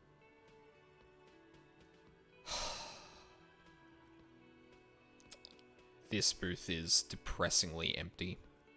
That was one hell of a shot. Hell of a shot. The fucks did not expect that. He looks at you with unmistakable respect. I guess what I'm trying to say here is, thank you for intervening, fellas. That was mighty brave of you. He extends his hand. This is big. It's as big of a thank you as Titus Hardy can muster under any circumstances. Shake his hand and nod in silence. Now, how can I help you?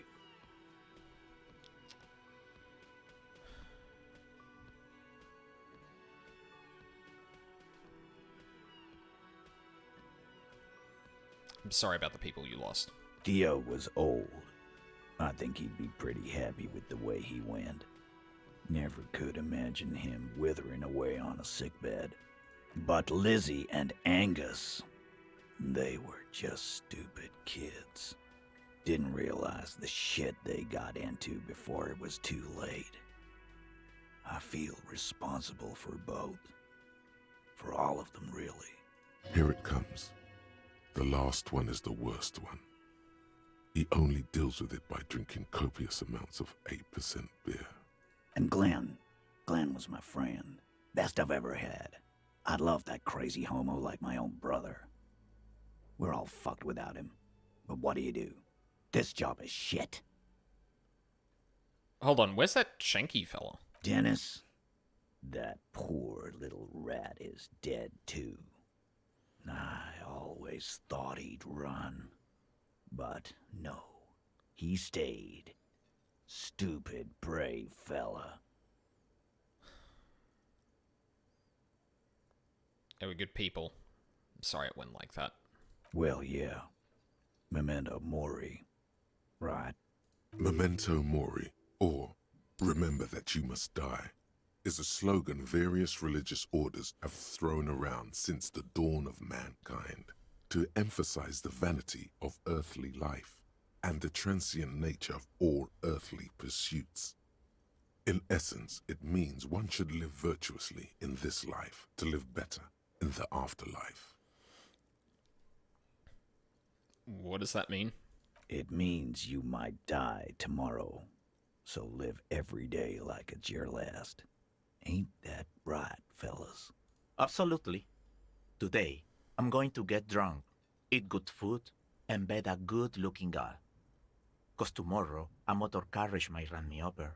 Or you might die of a heart failure, or syphilis. Hey, fuck you for ruining a beautiful idea. Do you know what happened to Classia? Don't know. Don't care. I'll be glad if I never see that fucking woman again. Titus, after all we've been through level with me, you really liked her, didn't you? Nope. He did. Okay, got it. He nods and takes another sip of whiskey. So long, fellows. Be good so I don't have to come back here again. Take care, coppers. You two look after yourselves now. Death passed on you today, but men don't get that lucky twice. Copo loco. And normal cop, I guess. Good luck in Shamrock. Scars made the best tattoos, they say. Thanks for getting involved, guys. Not a lot of cops would step into that line of fire, but you did. And if you ever feel like the uniform is holding you back, I've got a few vacancies. You'd make one hardy boy, copper. And Titus Hardy himself would make a good officer. That man was born to lead. Bye, Titus.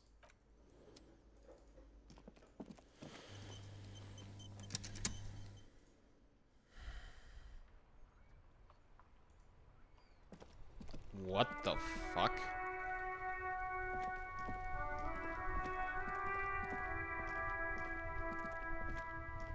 The graffito has been painted over the traces of the fight that took place here. It smells of blood and heavy fuel oil. This was Cindy the Skull. Looks like Cindy the Skull finally found the words for a masterpiece. The lieutenant crouches, touching the fuel oil with his finger. Looks like it, yes. This is still fresh. It wasn't here yesterday.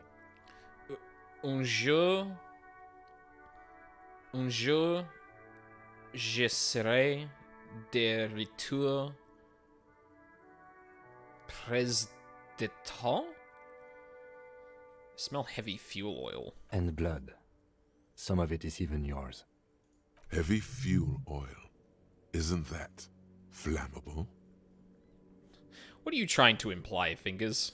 You could buy some smokes, light up a ciggy and throw it in there. You know, just to see what happens. See if it's flammable. It's better that way. Safer. Why is that a task?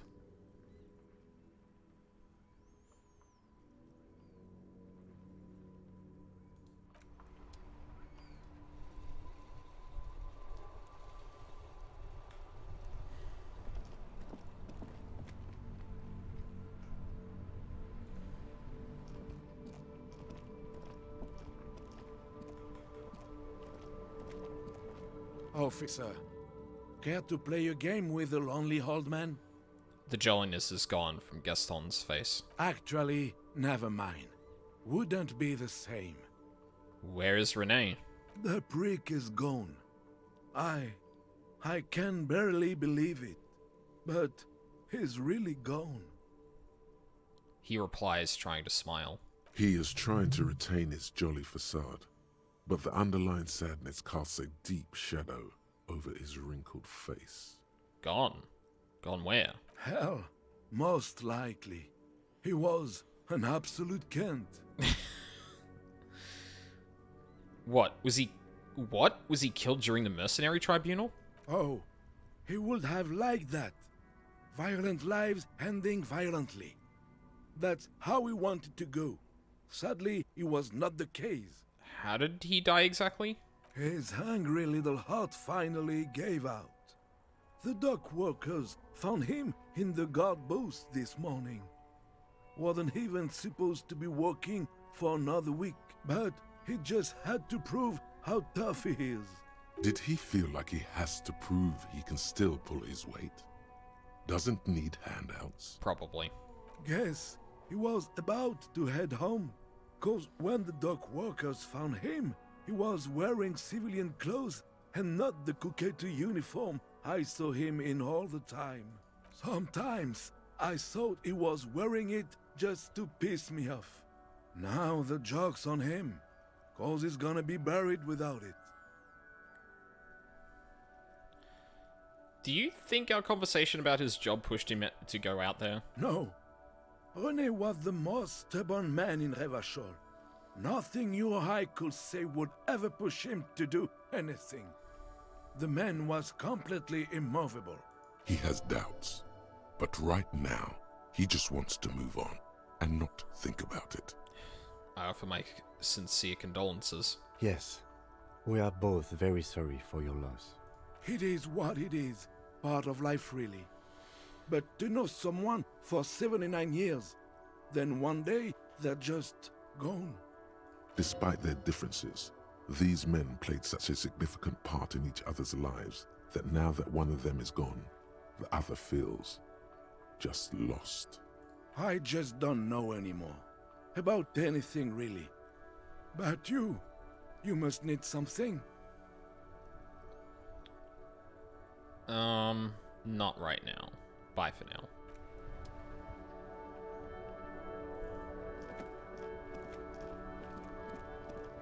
Fucking Tommy's still out here. Lorry driver's gone. front. Well, except Enyana.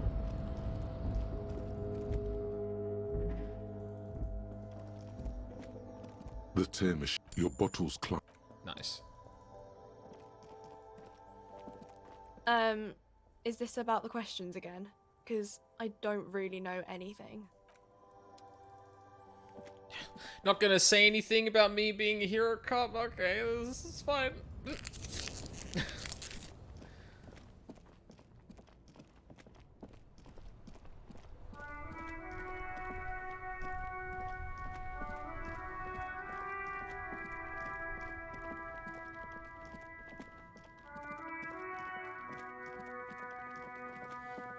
I think I want to try and get to the island and see if I can at least, like, start putting together stuff about the bullet.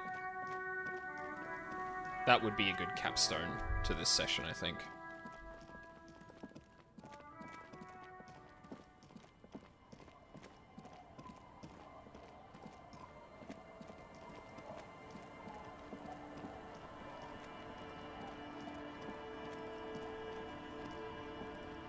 Officer, what happened?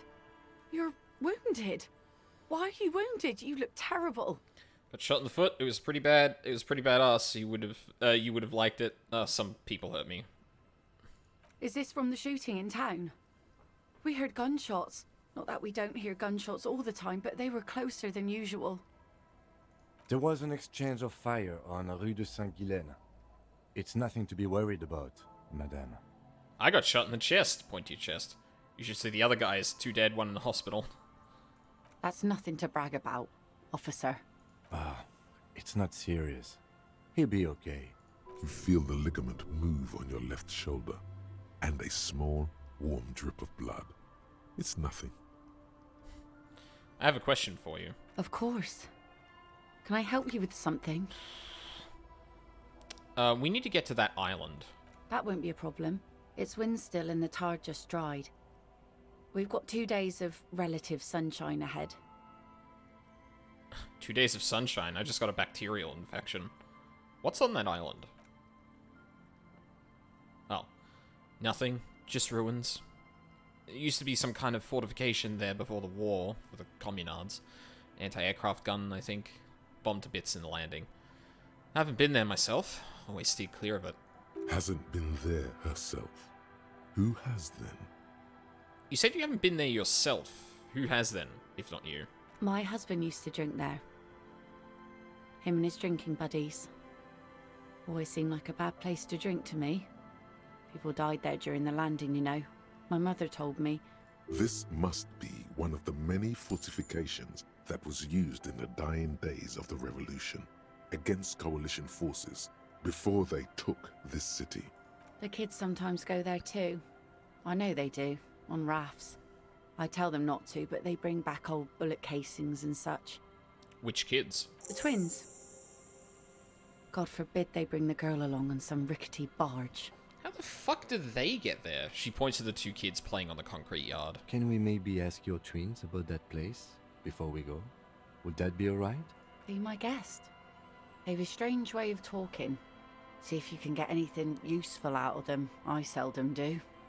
2 days of sunshine. Ash just got a bacterial infection. I'm sad to hear that. Take care of that with Ether, will you? Don't get too many RCM men round here. Be sad to lose the first one. Can we borrow your boat? If you promise to bring it back. And no scraping the hull. I just got it nice and yellow. And no drinking on the boat. And no joyriding either. Her eyes narrow. Of course, ma'am. It's only for a day or 2. Official police business. Aye. She nods. Nod along attentively. The crow's feet disappear from the corners of her eyes as she smiles at you. Is there anything I should know about getting there? Well, most of it's sunken. Underwater. That means concrete underwater. Cut your boat if you're not careful. Be sure to enter from the south side. Water's deep there. Aye, aye, Captain. Thank you. We use your skiff to get there then. Please be conservative with the fuel, will you? Just filled her up, but it's a small tank.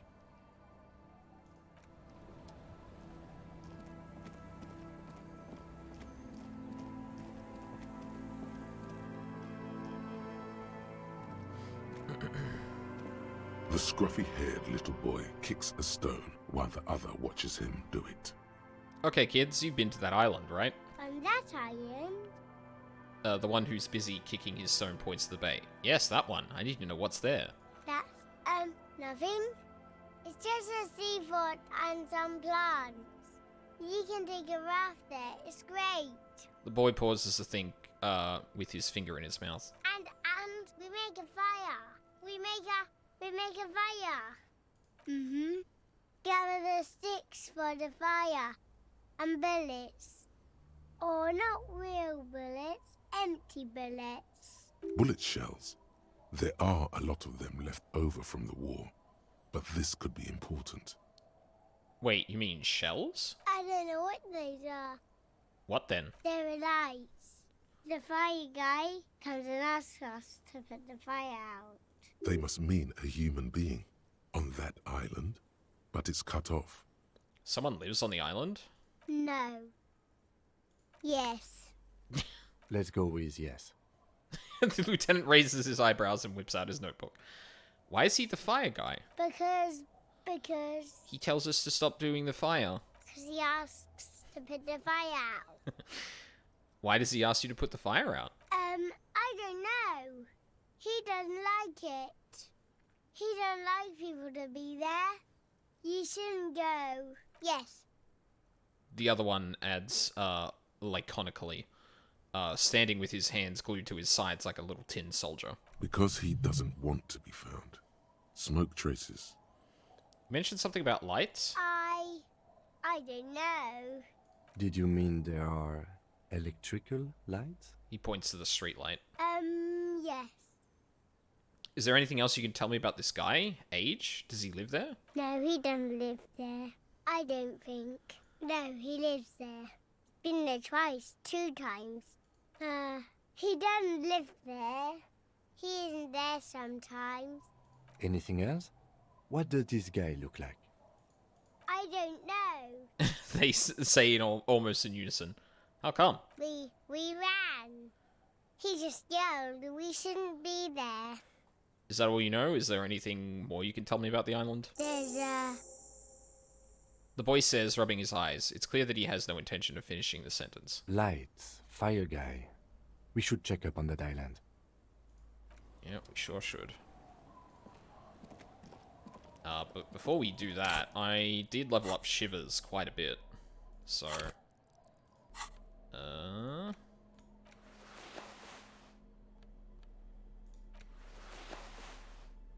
Huge Shivers, let's go. I want to see if I can actually get this fucking thing to proc.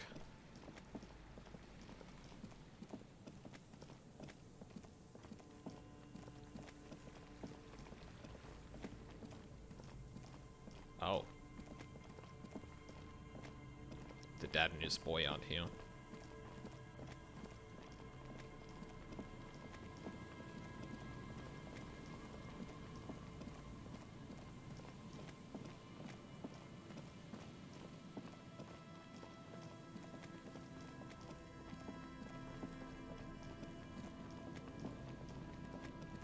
Oh god, he's still here? Fuck. Huh. No Shivers. Interesting. Maybe Newest Girl was wrong about that?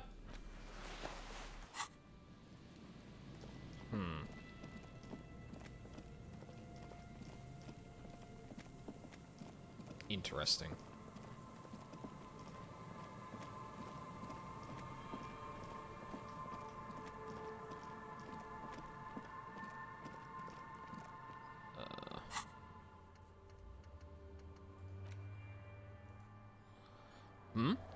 About the, check for the, what is it?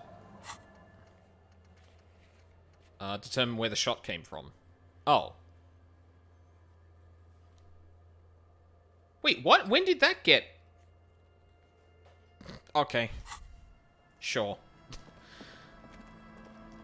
Sure, fine. Whatever. When the fuck did that get crossed off? A skiff with a small steering engine in the back floats on the calm mirror of the sea. Its 2 seats are empty. Once you get in, that's it. One pull of the starter handle, and you're off into the bay.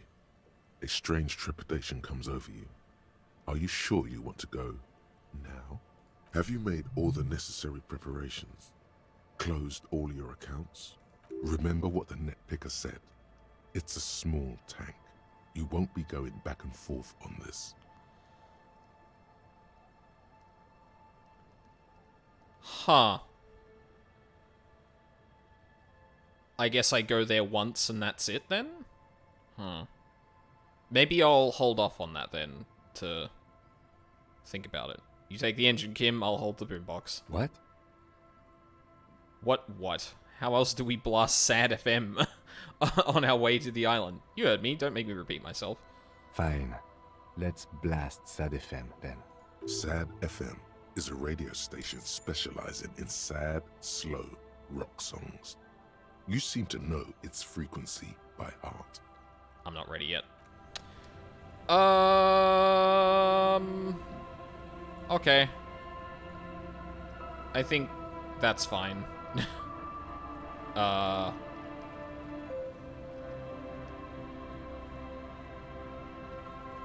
think we can leave that there.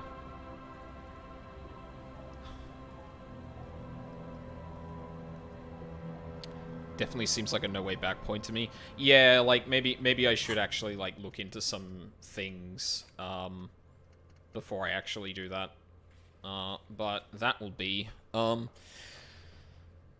a thing for another stream. Yeah, I'm sorry this is like a shorter stream, but again, like, yeah, if I wake up 3 hours late, I'm probably not gonna just go through another 5 hour stream, because that's like the majority of my Sunday eaten away. And I probably want to do some gardening before calling it a day, honestly. So,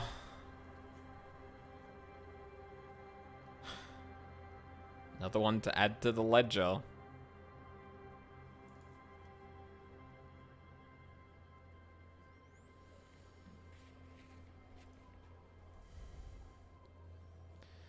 That went super bad. I can't believe I like the only check I made in that entire thing. Well, other than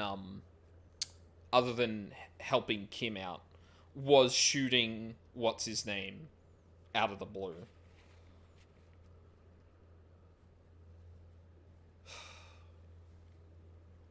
Christ. Ruby's dead. Most of the Harvey boys are dead. 3 mercs. The remaining mercs are dead at the very least, which is good. But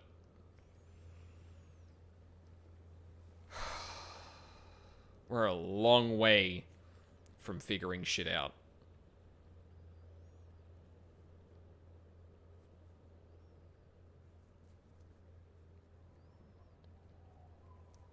At least you didn't whiff the shot on the main merc.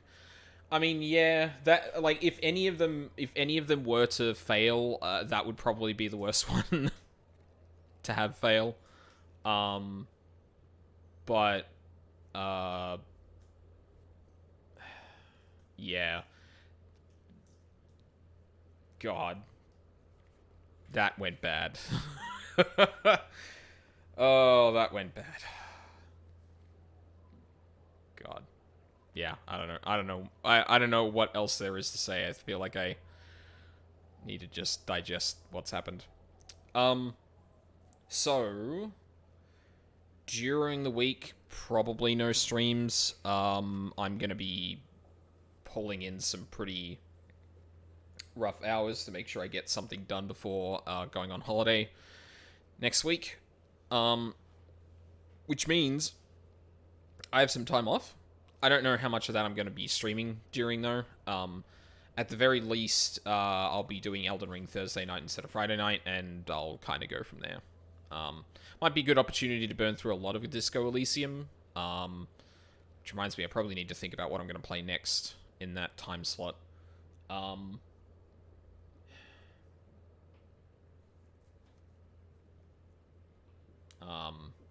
Words.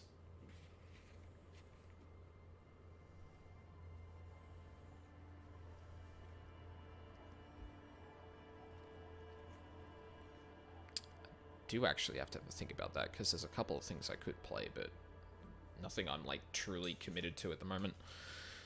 But yeah, I'll probably play that a little by ear. Got a lot of stuff to do around the house and that during that week, so it might just be a regular week of streams. I don't know. We'll see what happens. But yeah. Assuming Charles is still streaming, which it seems like he is.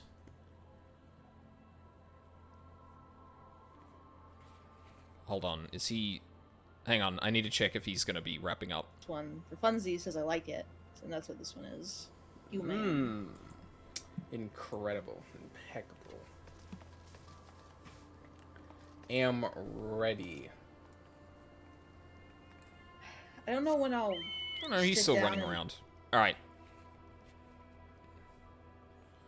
Wait. I want to see him actually go do a quest or something. Because I don't want to make him feel obligated to keep streaming, but...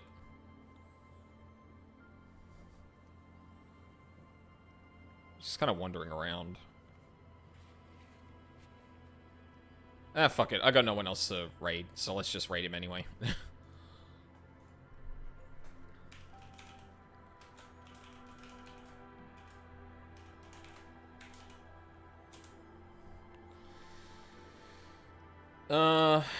So, yeah. Probably nothing during the week. I'm gonna, stream Elden Ring probably Thursday night.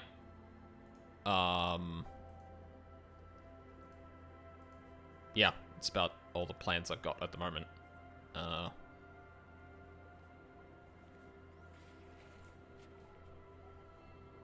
really much else to say, I think. No. Yeah, might as well leave it there. Cool. I'm going to turn the aircon on because it is also really hot in here. So thank you very much for watching live or on the VODs. I really appreciate it. I hope you all have a lovely day, and I hope to see you all next time.